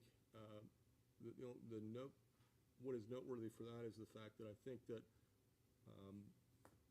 Tracey has been punished in a lot of ways by this event too. I mean, I think that regardless of the punishment she receives from the court, she's going to carry this with her for the rest of her life. And it's something she carries with her every day. It's something that will never go away. I think that that's just something that I think is going to be impactful on her and her relationships that she has, the way that it's impacted her family, etc. I think there are also practical reasons that have to be considered, such as does the state of Florida, the community, want to pay to have Tracey in prison? Is that a good use of resources? Can those resources be used in other ways? I would argue that it's not a good use of state resources to pay to have her in prison. I also think that there is potentially a disproportionate effect on her as a geriatric person that's never been in prison of a prison sentence is given. She's, I think, almost 66. We know that geriatric individuals don't fare very well in prison. They kind of, what we call age acceleration occurs in prison is the term that we use. You met with Tracey more than one time? Correct. Okay. Did you see the remorse in her? Absolutely. For what happened? Absolutely. I think that is unquestionably genuine. Thank you, Doctor. Great. Any questions? I apologize, I'm not a doctor, but so if I oversimplifize things, don't do so to insult you, sir. I'm just trying to understand. Is it your opinion that, and I think you said this, that this wouldn't have happened had she not been on the medication she was on? I'm just asking a yes or no question. If I got it wrong, let me know. I'm pretty sure that's what you If you're going to force a yes or no question without any caveats, then I would agree with that. So is it, in your opinion, was she, the reason why she left Uriel to die in a hot car is because she was experiencing side effects from you're ascribing intent that I don't think she had. What I think is that, and what I argued was that her attention, focus, concentration, and energy were affected by the medications that she was on. I'm asking you very particularly, can you tell us that was affecting her at the time she left Yes. Uri to die in a hot car? What can you point to show us exactly that she was under the effect on that day? What can you point to? Well, I told you, went through that at length about the effects. You want to go through the medications No, again? I'm not asking for your opinion based upon medications. I want to know, is there any one specific thing you can point to that day that shows us you're correct in your opinion? Like, she was acting in a particular way on that day. Can you point to something that shows this demonstrates, other than leaving during a hot car to die, this demonstrates she was under the effect, she was experiencing the side effects from medication? I think it's a natural deduction from the review of all of the evidence. So let me ask you this. You talked about your review of the evidence. There is a video in this case of her at Beef O'Brady's. Did you review that? Yes, Okay. And so you got to see how she interacted at Beef O'Brady's. correct, You got to see how attentive she was to Uri. correct. You would agree with me she was very attentive. I do, yes, You agree with me she took care of her needs. correct. You would agree with me that she brought in a backpack full of supplies for Uri.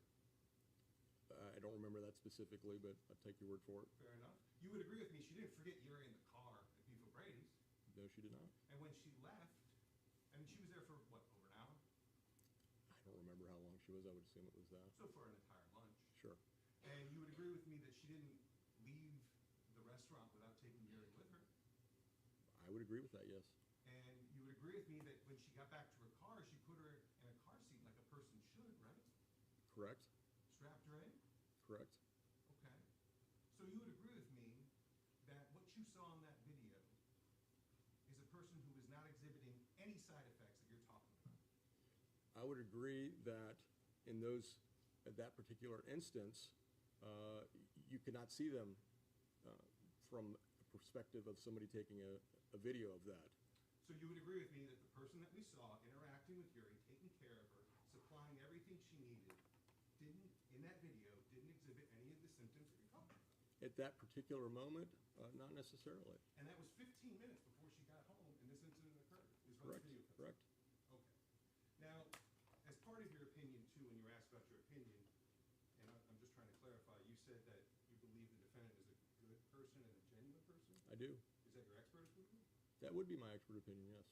And the defendant's paying you here to evaluate her, correct? Or her attorney is. And then you're being paid to testify here. I am not being paid to testify. I'm being paid for my time.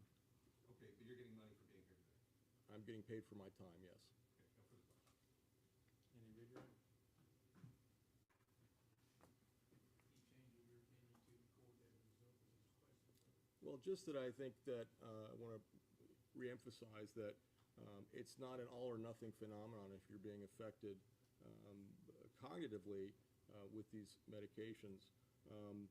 First of all, there is going to be an effect that fatigue has. I would argue that the lunch, if anything, contributed to the fatigue that she had. But also that these things are not predictable and are inconsistent. There's times that she's going to be better, times that she's worse, much like somebody that has a dementia or a cognitive impairment. There's times that they're doing great, times that they're on. Conversations that they have that are good, conversations they have that are not. And that is very difficult to predict and just very inconsistent. When you're sitting in front of a child and seeing the child, it might be easier to forget. Well, of course, if you have that, Sight. absolutely, if you have that stimulus right in front of you, it's much easier to attend to than a stimulus that's not there. Thank you, sir. Excuse? Yeah, you may excuse, sir. Defense, next witness.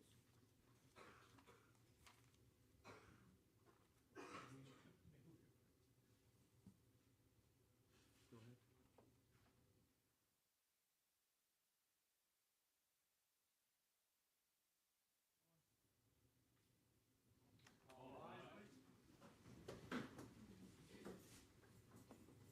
Court's gonna be in recess for approximately 10 minutes. You gotta use the restroom, check your phones, now's the time to do it.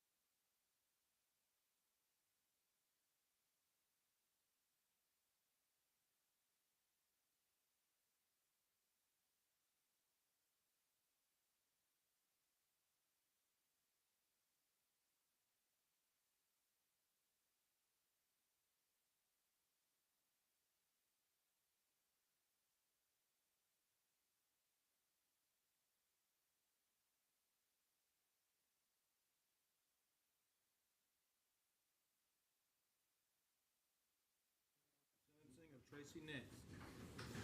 Defense, next witness.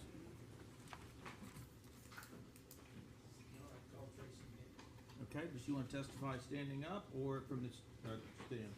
I'll go to the stand. Thank you, ma'am. Please swear her in. Please raise your right hand. Do you solemnly swear to affirm to tell the truth, the whole truth, and nothing but the truth, so help you God?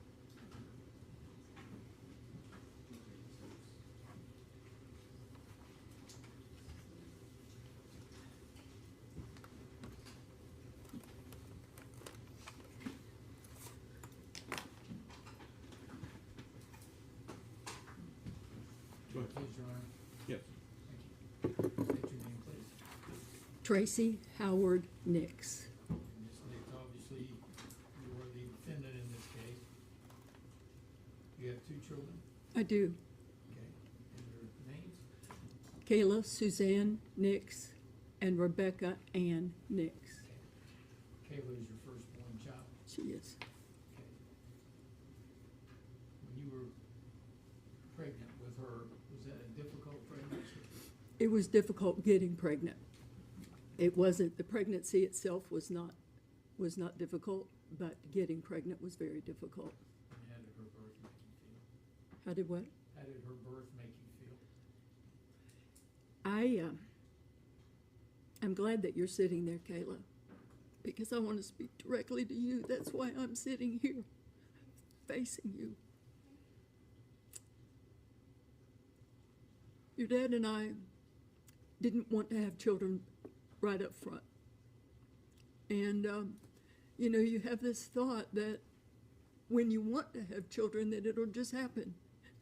And that's not what happened with you. I went through fertility. We tried on our own for a long time. And then I went through fertility drugs to try to have you. And then I went through surgery to clean everything out and to try to have you. And I tell you that because I want you to know how much you were wanted and how much you were loved. I thought you were the most beautiful girl that had ever been born on this planet. I thought you were the smartest girl that I had ever seen. And I adored you. Was I a perfect mom? No. No, I wasn't. But I love you. And I have always loved you with all my heart. And I tell you that because I can't imagine how I would have acted and reacted had you been taken from me. I cannot imagine that. And then if Rebecca had also been taken, it would have been more than I could have taken in. And that's the only way that I can understand what you've been going through and what Drew's been going through. I miscarried, but I didn't lose a baby like you've lost a baby. And I've tried very hard to understand where you've come from, where you are, and how I could be anything to you. I guess I answered that. What more? You've been on medication, were on medication for a long time, about 20 years. Okay. Do you have any idea that those medications were affecting you? No, Okay. Did you trust your medical provider? I did. And who all in your family went to this medical provider? Rebecca did, and I think Kayla did. I believe Kayla did as well. And when were you taken off this medication? If you'll allow me, I need to back up just a little bit. May I? Yes. I know that both of you have felt that I have evaded questions. I haven't evaded questions. I wasn't allowed to talk to you. I wasn't given the opportunity to talk to you. And I think that the one piece, I mean, different ones have alluded to how things happen. But the piece that has been left out is I had Uriel 4 days the week before, and I wasn't expecting to have her on this particular day. Kayla called me and asked me, said she was getting her hair fixed, and asked me if I would be willing to take her. I would be willing to take that child any day of any week for as long as they needed me to. I love my grandchildren, and I would have done anything for them. So when she asked me to take her, you know, it disrupted what my head had in mind for that day. But I was glad to have her. So after I had a prayer time that morning, and I called Kayla and asked her, I said a few ladies wanted to get together and go to Beef O'Grady's. Does she mind? She had already asked me if I would keep Uriel, and I had said that I would. I said, do you mind if I take her with me? And she said no, that would be fine. So the piece that was left out is that when I went to the glass shop to pick her up, the other Kayla Nix, or Kayla Schock, helped me. I had Uriel in my arms, and she had the car seat. And I always put the babies on behind the passenger side so that I could see them out of my periphery. When your baby's sitting behind the passenger side, you always can just turn your head a small amount and see them. That particular day, there was a car that was that had pulled in close to the passenger side of my car. And when Kayla Schock took the car seat around to the passenger side to put it in, as I had asked her, the car was too close, and Kayla couldn't get the car seat in the car.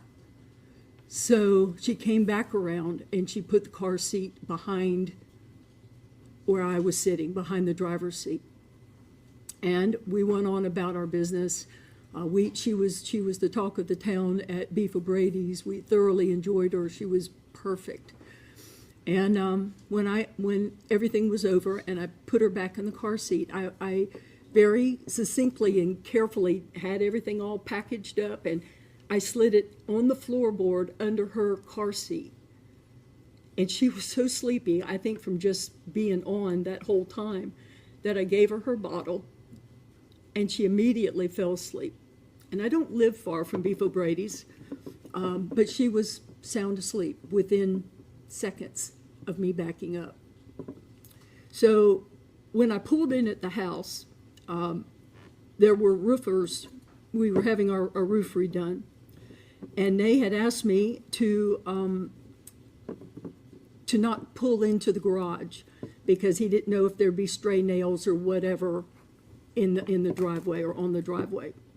So I backed up under an oak tree, and I can remember literally looking over to the passenger side in the back. Nothing was there. I looked in the passenger side in the front. Nothing was there. I looked at the dash. Everything looked clean. And so I got out of the car, and I went in the house and began to do the things that I had on my mind to do. And this is perhaps where the medication does come in. She got quiet, and I forgot that she was there. She was quiet, and there was nothing there to remind me that she was in the car, except the things going through my head that I needed to do. So may I go on from here, or do you want? Yes, you want to say. I didn't realize that Uriel was in the car. I literally forgot it for a long period of time. I did know that I had made plans with Aiden, which is my oldest grandson, to take him to Walmart in Sebring to look for some Christmas ideas for him, and then I was going to take him to dinner and have him back early because it was a school night. He was about 4:15 or so. He was feeding the pigs back behind the barn. And I got in the car, and I pulled up to the barn. And Nay came with his lawnmower around so that my driver door and where he was sitting in the lawnmower, I just opened up my driver door and we could talk. And we were just chatting about I don't even know what. And I said, when did Kayla come for Uriel? And he just looked at me. He said, I've been outside, I don't know. And then I said, when did Kayla come for Uriel? And it began to dawn on me. And then I opened the door and realized that she was in there all along. I could tell that she had passed when I looked in the car. And I ran back behind the barn to the west side of the barn. I looked for anything I could find to hurt myself. I wanted to be gone. I did not want to have to deal, I didn't want to have to look at Kayla and Drew and tell them that this had happened. I wanted to be gone. But there was nothing there. And there was not any way that anything that I could find that would do that. So I fell on my face and I asked God just to take me. I said, I'm done. I'm done. I need you to just take me. And he wouldn't. How do you feel about what happened? I'm broken about what happened. I don't want to leave anyone with the thought that I'm making excuses, because I'm not. I was forthcoming with the detective. I asked to be taken to the sheriff's department. The video that you saw at the trial was during that time of me being in the sheriff's one of the interrogation rooms. When the detective came in, she asked me if I felt like giving a statement or talking about what happened. And without a lawyer, I told her everything I knew. I was not trying to hide anything. I didn't want to be there, and I didn't want to live at that moment, but I wasn't trying to hide anything. It ended up that I did go to Peace River, and I did it by choice, not because I was forced to do that. I didn't know what I was going to do to myself. I didn't get there until late or early morning, late night or early morning, and of course there was no sleeping that night. And Kayla, you said that you had heard my voice. I don't even remember coming out of the bedroom or the room that I was in the next day. I'm sure that you're telling the truth on that. I just simply don't remember leaving the room. Usually that's a 72-hour hold. I stayed 2 weeks. And I stayed 2 weeks because I didn't know what else to do. I didn't know how I could possibly handle looking at Kayla and Drew ever again, or Joanne and Greg ever again, or Nay. I love my grandbabies. Joanne and Greg love their grandbabies. Nay loves his grandbabies. And I just simply did not know what else to do but just go there and try to keep my head on my shoulders. So every day, the next day after I got there, I told you I got there late night, early morning, and so they had me go to bed, which was ridiculous. But the next day I saw the psychiatrist, and that is what I think it was Dr. Estevez described, that he immediately took me off of my medicines. He said that the medicine, that the Ambien, they had me on, just so you know, and I'm going to take a small step back. Drew, I don't know if you remember you coming into your house the day that I was sitting at your house. Kayla had asked me to come over, and I was sitting at your house, and I just was watching her at the house. And you came in maybe around 12:30 or 1 o'clock. And I got her settled, and I walked over to you, and I said, we haven't talked about Ezra. And I don't want to talk to you until you feel ready to talk. And when you feel ready to talk, please let me know, and I'll tell you anything you want to know. And then Kayla got up from her nap, and she came out, and I said the same thing to you. I said, I told Drew what I just said, and I don't know that you're ready to hear it yet. Officer Hartman told me that they're running charges for Ezra that day. That's why he came home. That's why I went to my room. I told you that.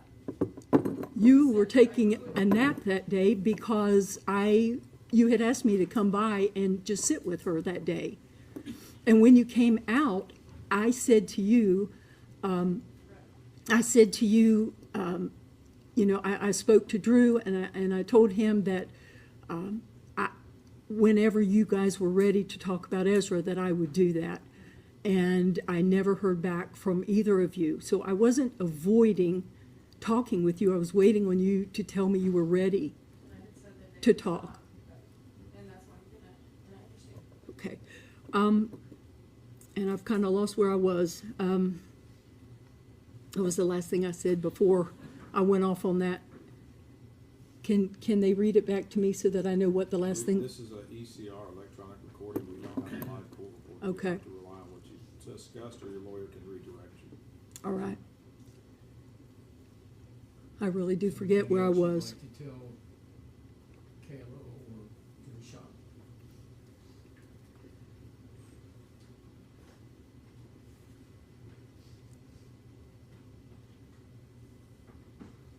I think that you have the impression that I have not grieved and that I have not cared about your children. Drew, I particularly picked that up from you, and that could not be farther from the truth. After she was gone, I stayed in bed for what felt like weeks. I didn't eat. I didn't care if I ate. I didn't take care of my physical being. I didn't want to go outside. I would tell Nay over and over, I know that you want to fix something for dinner, but I just don't care. I just don't care. And I was like that a long time until finally I decided I had to do something about it. And the courts were good enough to allow me to go to Blackberry. How long were you there? Blackberry was an alcohol, drug, and trauma center, and I was there for trauma, and I was there 7 weeks. So I spent 2 weeks at Peace River and 7 weeks at Blackberry. Did it help? It did help because I saw a psychiatrist every day, a psychologist, or a therapist. I saw one of the two of them every day. My fear in just going straight into some sort of counseling was that if I ever opened that box and then didn't see somebody for another week, I would never have been able to handle that. But after 7 weeks of intensive attention and therapy, when I got home, I began therapy every Friday until actually the Friday before trial. So for almost 2 years, trying to wrap my head around it, trying to. Has that helped you? It has helped me. So you're able to sit here today and at least somewhat talk about it without. What I find is when I'm asked to talk about it, I can do that with my head now. But the second I begin to talk about Kayla or about Uriel or Ezra, I just, that's the trigger, and I just fall apart because I love them so much. And I want to just go on and make another comment that Drew said, that you hadn't even received an apology from me. You had not received an apology because I wasn't allowed to talk to you. I wasn't allowed to be close to you. But let me tell you something.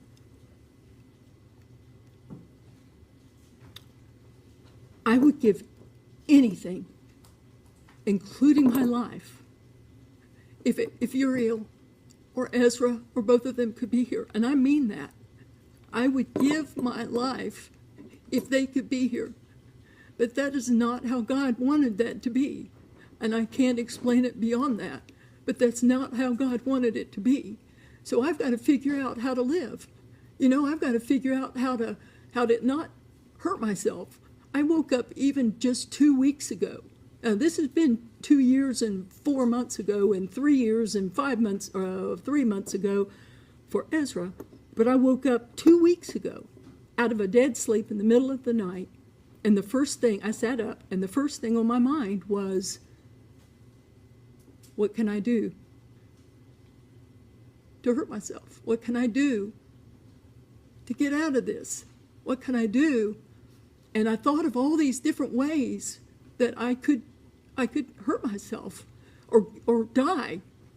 I wanted to die because I would never hurt your babies on purpose. You've got to know that. You've got to know that. I just would never hurt them on purpose. I loved your babies.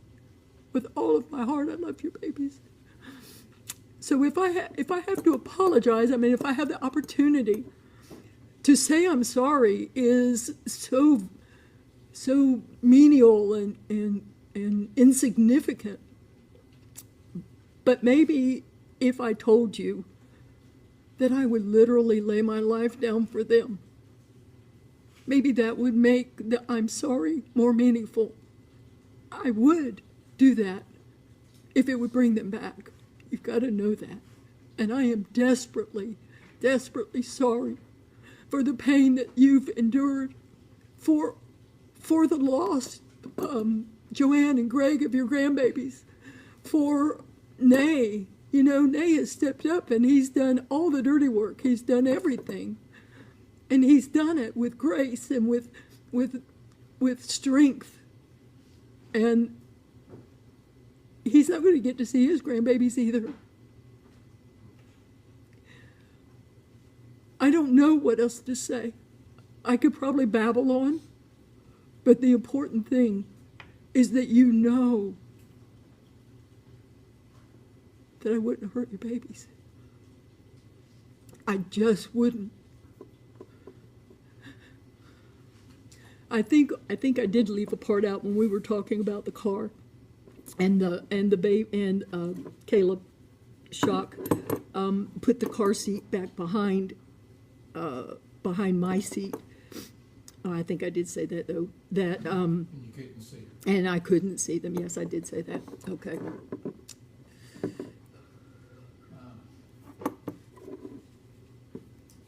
Not hear about Ezra. Hear about Uriel.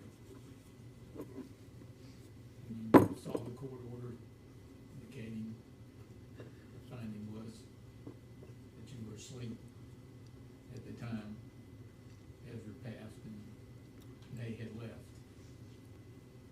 But you still feel guilty about it. Oh yeah, yes, I do. As soon as there were toys in the floor. We're talking about Ezra. There were toys in the floor, all over the floor, and every toy this day and time makes a noise of some sort. And Ezra and I had a pattern. When he was at the house, I have a red chair, and I would sit in the red chair, and about, 10 o'clock or so, he'd climb up, and I would rock him to sleep, and he would take a nap. And this particular day, he climbed up in the seat without me. And Nay, when I walked in the room, Nay was standing behind him, and he was rocking the chair, because he never gets to do that. That's always my joy to do that. And so Nay was standing behind him and rocking the chair, and he fell asleep in the chair. And instead of picking him up and putting him in my lap, I let him sleep there because that was important to Nay, that he had put him to sleep.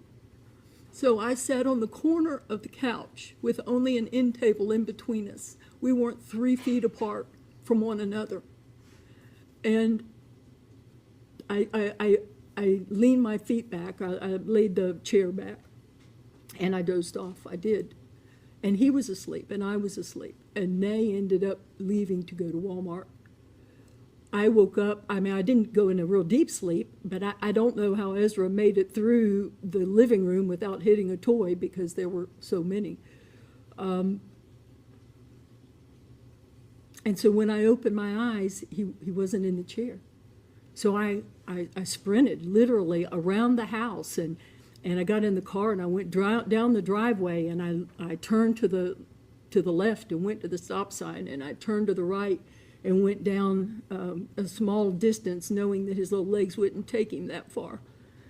And when I came back from going west, I cut across the pasture because I saw something that looked like a little volleyball or something in the water.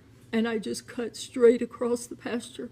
I got out of the car before I even put on the brakes, and I scampered over. I hurried over to the pond, and I got him out, and I began doing CPR on him, and I screamed for the neighbor, and the neighbor called 911, and we were doing all that we could do.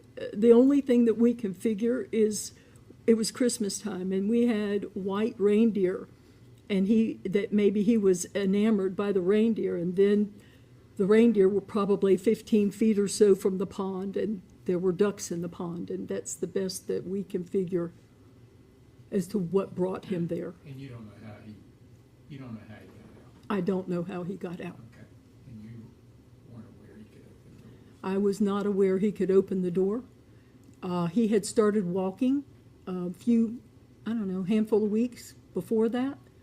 But I had never seen him reach for it's a lever handle, and I'd never seen him reach for the handle.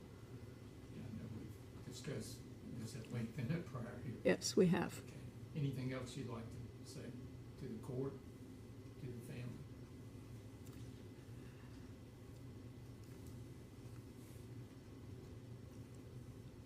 Your Honor, whatever your decision is, I want you to know that I'm already in prison. No one can do more to themselves than I have done to myself. I wake up every day and I think about it. I go to bed every night and I think about it. And I will do that until I draw my last breath. So you may feel like you need to do something more, and I will understand that. But I do want you to know that I'm in my own prison, and it will last all of my life. All right, State. I just have one question, Your Honor. And I'm sorry, ma'am, I'm a bit confused. You said many things. One of them was you don't want to make excuses, and then you listed off a bunch of things such as medication and cable shock, putting the seat in the wrong spot. I just want to know from you, why isn't Uri here with us today? First of all, I'm not making excuses. Those were factual events. And Uri is not here because I left her in the car. No further questions, Your Honor. All right, anything, may she sit down, defense? Yes, Your Honor. Thank you, Ms. Nix. Defense, more questions? All right. Defense, make your argument once your client gets to your table after you confer with her briefly, please.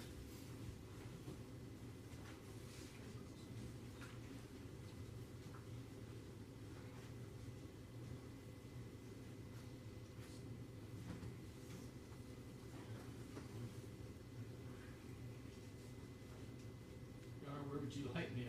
Wherever you like. You can use the podium. Either one. It's up to Thank you, Your Honor.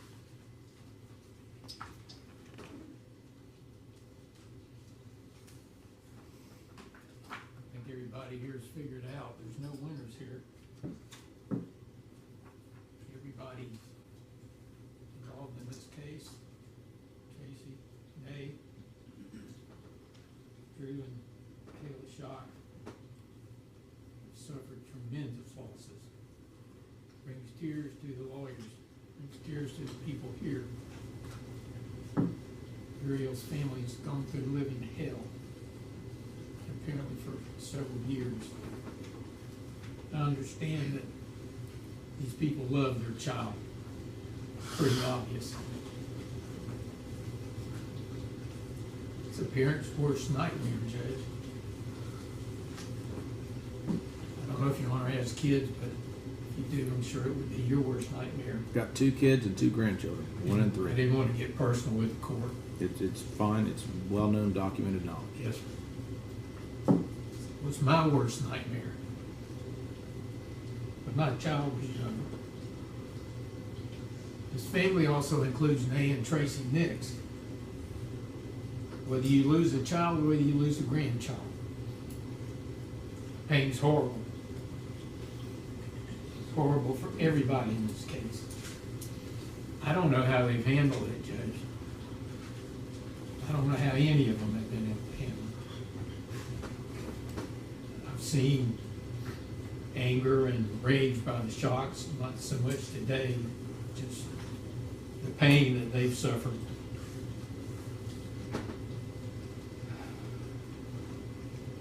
There's some things that were stated in the PSI and a letter by Kayla that I was going to point out, but I'm not going to do that. I think it's insignificant now. And for the record, I reviewed all the letters.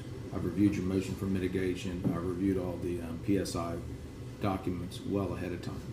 And I do want to say one thing. There wasn't any car seat, whatever you call that, the reminder in the back of the Lexus. I don't think Tracey has lied to anybody about this. I think she's been completely honest, forthcoming. That's certainly a reason to mitigate. Although we know where we are, we're sitting there at 44 points, which allows you to give anything from probation up to 5 years. I do want to go on something that the court will allow me to. We're not here about Ezra. I did hear both of the parents talk about Ezra. And they should talk about Ezra, because I'm sure they don't want him forgotten. But I guess also for the media, Judge, a couple things I'd like to read, if you please, Your Honor. Okay. From the order granting defendant's motion in limine excluding certain evidence. This was fully fleshed out. The state presented all the evidence that they had regarding the death of Ezra. The defense presented their testimony. Just a couple things here, Judge. Findings of fact in that case. Neither defendant nor Ezra's mother believed Ezra capable of opening doors at the home. Defendant's husband had seen Ezra unsuccessfully try to open double doors at the home on one occasion. The death of Ezra Schock, while a tragedy, was the result of simple negligence, not rising to the level of culpable or gross negligence. The alleged acts of negligence were being unaware the child had the ability to escape the home and failing to properly supervise him. There is insufficient evidence to conclude that defendant was awake when her husband left. Therefore, defendant cannot be the person who is responsible for the act of negligence. So I know these, and I understand that Tracey and they were both there. Tracey's caught pretty much of the blame from the family. But again, when you look at all the evidence, the proof, then I think it shows that she wasn't responsible.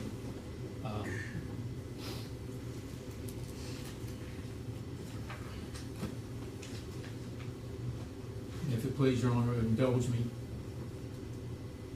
Your order also states, here the state merely suspects that defendant was awake when her husband left, making her the person responsible for the care of Ezra and thus the person who committed the alleged collateral act. This is despite testimonial evidence from her husband to the contrary, that she was asleep and he tiptoed out.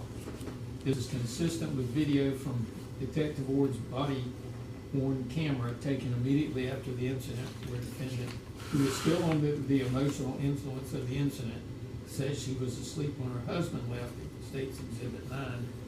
Defendant's subsequent interview with Detective Hart on December 30th apparently was not recorded and is confusing as to when she says she fell asleep.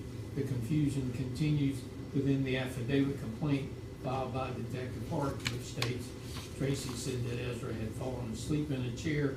Her husband, Nix, left to run errands. When she woke up, Ezra was missing. Nix's proffered testimony reveals he decided to go shopping and discuss it with defendant. After both Ezra and defendant fell asleep, he recalled tiptoeing out of the room. Later, he received a call from defendant asking him if he had taken Ezra, and when he answered no, she immediately hung up the call. He also recalled he had previously seen Ezra try and fail to open a door in the home. Now, I say this and appreciate the court allowing me to bring this up again. We're not here about that, but I want the family of this young victim to realize that when you look at the evidence, Tracey was not at fault. And I want the media to know this also. The court, you said you'd seen the letters. I'd underlined some things. I might incur the court's wrath if I repeated that. There were a lot of letters in support. Obviously, the court knows she's a good person. She did a lot in this community for over 40 years. She served this community both as a teacher and as a principal, and as a Sunday school teacher and an active member of her church. Obviously, the court knows she has no prior criminal record. The jury had found there was no culpable negligence here. Your Honor, in previous ruling, found that count 2 is strict liability. I never even argued count 2 in closing argument. There was nothing to argue. Obviously, we disagree, and reasonable people can disagree with respect to count 2 and whether there needs to be any type of intent there, but we'll save that for another day. I'll also say that Tracey is a wonderful person. This tragedy occurred, and we're not blaming anybody except when you're on medication, a medication like that, and we presented from a very, I say, renowned expert concerning the medication that she was on for a number of years was totally inappropriate. The Ambien was more than twice the dosage she should have been on, combined with the other medications. I'm surprised she did as well as she did on this medication. Again, she and the whole family, both Tracey Nix and the family, has suffered tremendously. She's always going to be haunted. The thought of suicide, and I can understand that, and I know you have grandkids, I have grandkids. Doing something to them would be not only doing it to them, but doing it to your child too. I don't know how Tracey has been able to live with this other than the constant counseling that she's had. I'm going to ask the court to be fair, ask the court to use wisdom. This is very emotional. When the lawyer gets tears in his eyes, you know it's an emotional case. You're sitting at 44 points. I'm asking the court to look at all the facts, look at what Dr. Estevez said about the 5 reasons for punishment. And I'm going to ask the court to give her some jail time, some county jail time. If you think she needs probation, put her on probation, but whatever terms and conditions that you think appropriate. I know she's gonna wanna see her grandkids who parents will allow her to see. And as Tracey said, we're leaving it in your hands, and I'll trust that you'll be fair. All right, thank you. All right, Ms. Nix, rise and come to the podium.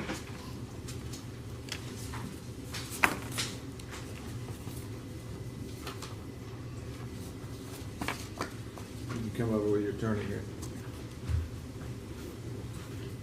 I sat in this trial. I picked up this case. I started down here July 1. I picked up this case. And I did the motion for motion in limine. And I know exactly what I wrote and what I ruled. You can't use other crimes or acts to show bad character or propensity. There has to be clear and convincing. But it doesn't negate the fact, just because I didn't use that event, it occurred. And it was with two people there. It was with Mr. Nix and Mrs. Nix. And when I hear today situations and testimony about where the seat was put in the driver's side because Kaylee Nix did it, not Mrs. Nix, Miss Tracey Nix, the defendant, did it, that's inconsistent with the deposition testimony that Kaylee Nix said. And it's also inconsistent with what she wrote in her victim impact statement. Then I listened to her testimony about the Uriel was sleepy and gave a bottle and immediately fell asleep. And there's a video, and I don't recall seeing that. But I also recall in the trial, they talked about giving the baby a straw and some water in a straw, and that this was a situation where their baby didn't have food and milk. And I went through, and I'm going to come down to this in a minute, but the evidence that comes in, I wasn't there, you weren't there. The only people that were there were Miss Nix, and at the time, we get evidence after the fact, and when we're sitting in the room and we're watching it, it comes in. Like, here's the back seat of the car, evidence 41 that came in. Here's the front seat of the vehicle, 40, where there's wipes and things in a car. And when people go places with kids, they leave objects, thread on the steering wheel, things in the front seat to remind them where they had a child. And I'm not talking about a child that was there, you had an hour-long, 2-hour-long drive. I'm talking a 7 to 9 minute drive. Here's the exhibit 29. It's the back seat of the car. There's evidence everywhere. Then we see the picture of when Nay and them got there. That's evidence 23. I then have a half-empty thing, a bottle, evidence 35. So I see all of that, and I see all the reminders. And then I remember Kaylee and Nix saying that the Lexus, the red Lexus, was equipped with a red rear occupant alert to alert an adult to a child in the back seat. And I know that these cars, Fords, Lexuses, everything has so much weight in the back seat, beep beeps go off. And I hear her saying I didn't have that. But then I read the deposition taken of Kaylee and Nix, docket entry 201, October 1, 24. Do you know who put the car seat, line, page 32, line 5 to 7? Do you know who put the car seat into the car that day she picked Uriel up at the glass shop? I do not. I do know it was her tendency to put the car seat in herself. Okay, Kaylee, answer. She typically, whether I was standing there or not, would pick her up and set her in there. And then I would typically help reach over and strap her in. But a car has sensors, weight sensors. So that, just like my vehicle, whenever I stop and put it in park and turn it off, there's a loud ding that says, you know, check your back seat if there's weight in the seat. And so those are things that I'm aware of that were in a vehicle. So when she put her in there, I do not imagine that I had any other staff assist her in the moment putting her car seat. Did she normally put the car seat behind the passenger or driver's seat? I have her telling me it was in the driver's seat because Kaylee did it, and I have Kaylee saying that it was typically in the driver's seat. And then I have these tendencies and these things that I see that show that there's a baby in the car. And let's not forget that we just left Beefville Brady's. This child was the apple of everyone's eye there. I've been to the Beefville Brady's. I've had lunch there. There's a lengthy video. There's a video of the car in the parking lot. At the end of the day, Uriel Schock presented this evidence to me through her testimony, her victim impact statement, and her the deposition. The defense has presented to me the witnesses and the evidence. What I know for a fact is Tracey Nix left Uriel in the car at 2 p.m. for over 3 hours. At no time during the 10,800 seconds that elapsed did she think 1 second about her granddaughter. Uriel Schock was there for 2.5 hours with her that day. And she just saw her 7 to 9 minutes before, and then she goes to the residence 7 to 9 minutes away. This child, like I said earlier, was the apple of everybody's eye. It captivated, entertained the patrons and the people at Beef O'Grady's, much like a 7-month-old does, a year-old does, a 2-year-old, a 3-year-old does. You know what you're doing with them, and in 7 to 9 minutes, by golly, you know where that child is. And and anything to the contrary, and any excuse to the contrary, is just that. I heard and saw the body cam footage along with the interrogation room video of Tracey Nix immediately discovering what happened after she has a grandchild passed away. She was distraught. I don't believe there's a lot of remorse in that about her grandchild's suffering and death. Rather, I see her more concerned with her community image and the death of the child. I want to leave. I want to go away. I want to do this. I want to do this. I want to do this. And I hear today the evidence and the testimony, and I get a little more remorse on that, but is it truly remorse? Yes. Tracey Nix, throughout these proceedings, has contended these acts were involuntary. She couldn't form the requisite intent to commit a crime. Her narrative is that she forgot because of senility or by taking her prescribed mind-altering medications.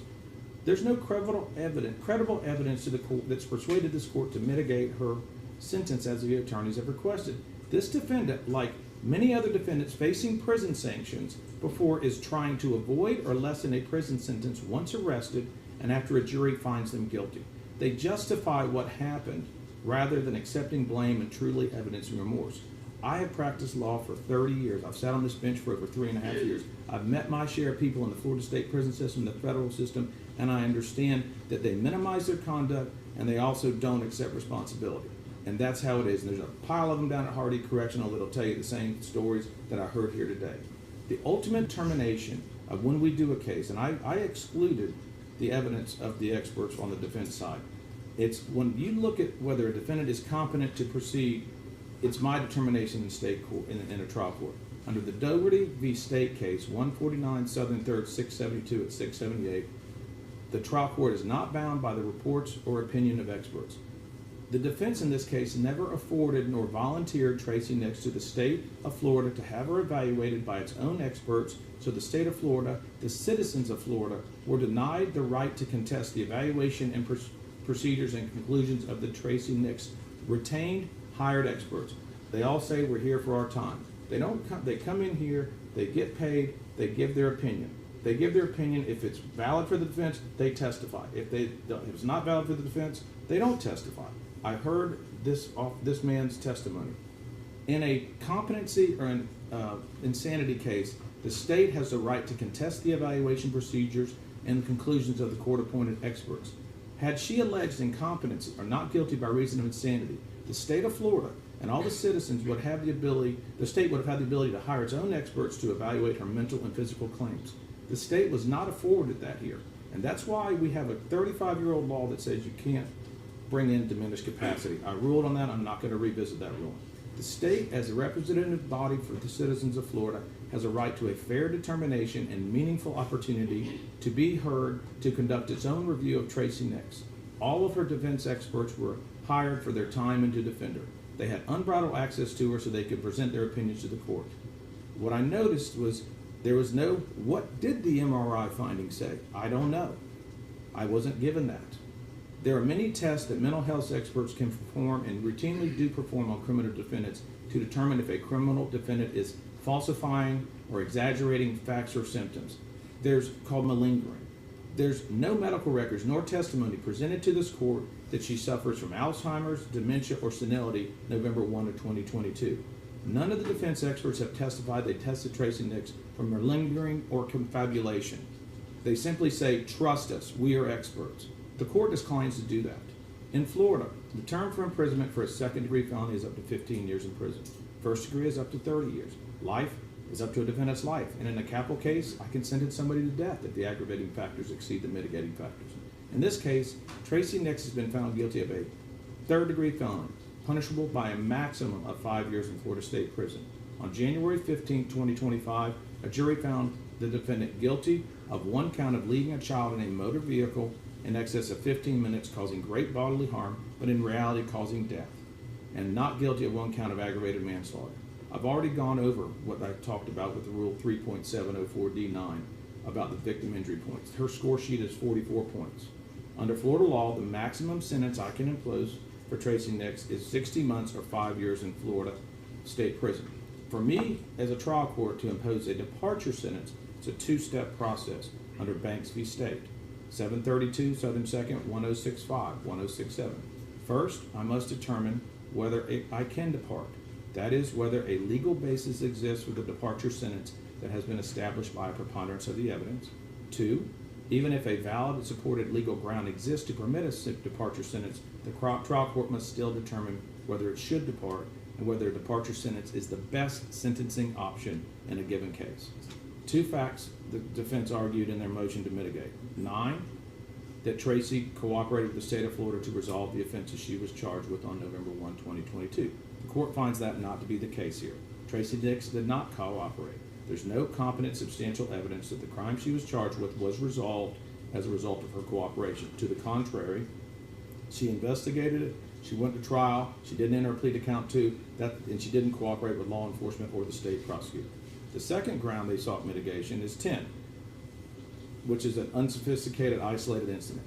There's 3 elements that must be proven by the defendant when you raise that mitigation, not 1 or 2. Number 1, Tracey Nix has to prove the court that the offense was committed in an unsophisticated manner. Number 2, it was an isolated incident, and she has shown remorse. All 3 elements have to be proved. You can't prove 1 or 2, all 3. Tracey Nix and her husband had the 17-month Ezra at their home, who died 11 months earlier. That is a fact. That came in every hearing I've been in, and I've heard it today as well. The grandchild Uriel Schock's tragedy is not an isolated incident. This is the second. The court watched and heard her interview. I do not believe she's showing remorse. I believe she's showing sorrow. It is impossible for a defendant who refuses to accept responsibility for an offense to show remorse for that offense. Sympathy is not the same as remorse. Sorrow is not the same as remorse. What I look at in the Florida statutes when I deal with sentencing under 921.02, subsection 1B, the criminal punishment code's primary purpose is to punish an offender. Rehabilitation is subordinate to the goal of punishment. Subsection C, penalty imposed shall be commensurate with the severity of the primary offense and the circumstances surrounding the primary offense. The court does not find that the defendant's sentencing proposal is the best sentencing option. Rather, Tracey Nix should spend the next 60 months in Florida State Prison with credit for time served. The trial court is guided by the code, the sentencing guidelines, and the express purpose for criminal sanctions under Florida law, and a Florida State Prison sentence of 60 months is the best sentencing option. The court also finds that she knew how she was feeling on November 1. The multiple videos, some with audios that day, and the testimony of her Bible study and many friends unequivocally established her awareness that day she is not competent, nor is she insane. She caused Uriel Schock to suffer an agonizing, prolonged death that was avoidable. The court saw all the evidence in the photos. I want to note the diaper bag that was brought into evidence, Exhibit 36, Exhibit 37, Exhibit 38, Exhibit 39, was the most organized diaper bag I've ever seen in my life. And I heard testimony that the child didn't have food, this, that, and the other thing in the beef O'Brady's, and they fed her through a straw. I note that it was an excellent diaper bag. The bottles, food, medicine, and the items were all in quart bags, Ziploc bags. For witnesses to say or allude that Uriel had no milk, formula, or food is hypocritical and untrue. The court finds such testimony by any such witnesses not credible for sentencing purposes. The defense's recitation of their mitigating factors without confirmation by any unbiased expert, in addition to the deficiencies the court found earlier, also fails to establish by a preponderance of the evidence any mitigation that is to be considered by the court today, nor do they amount to competent, substantial evidence for this or any court to justify a sentence of less than 5 years in Florida State Prison. The defendant restrained Uriel Schock in a car seat, and the child was severely injured before she died. There were plenty of signs to Tracey Nix that she had a baby in her car that day and she was responsible to protect it. She failed in her protection of Uriel. I will not fail this state or this community in my duties as a judge to fashion a sentence that I feel is appropriate for these type of charges. You can call it whichever one of the 5 points you call it, but I'm calling it a just and determinate sentence based upon the facts and evidence that I have seen here and heard here and presented today.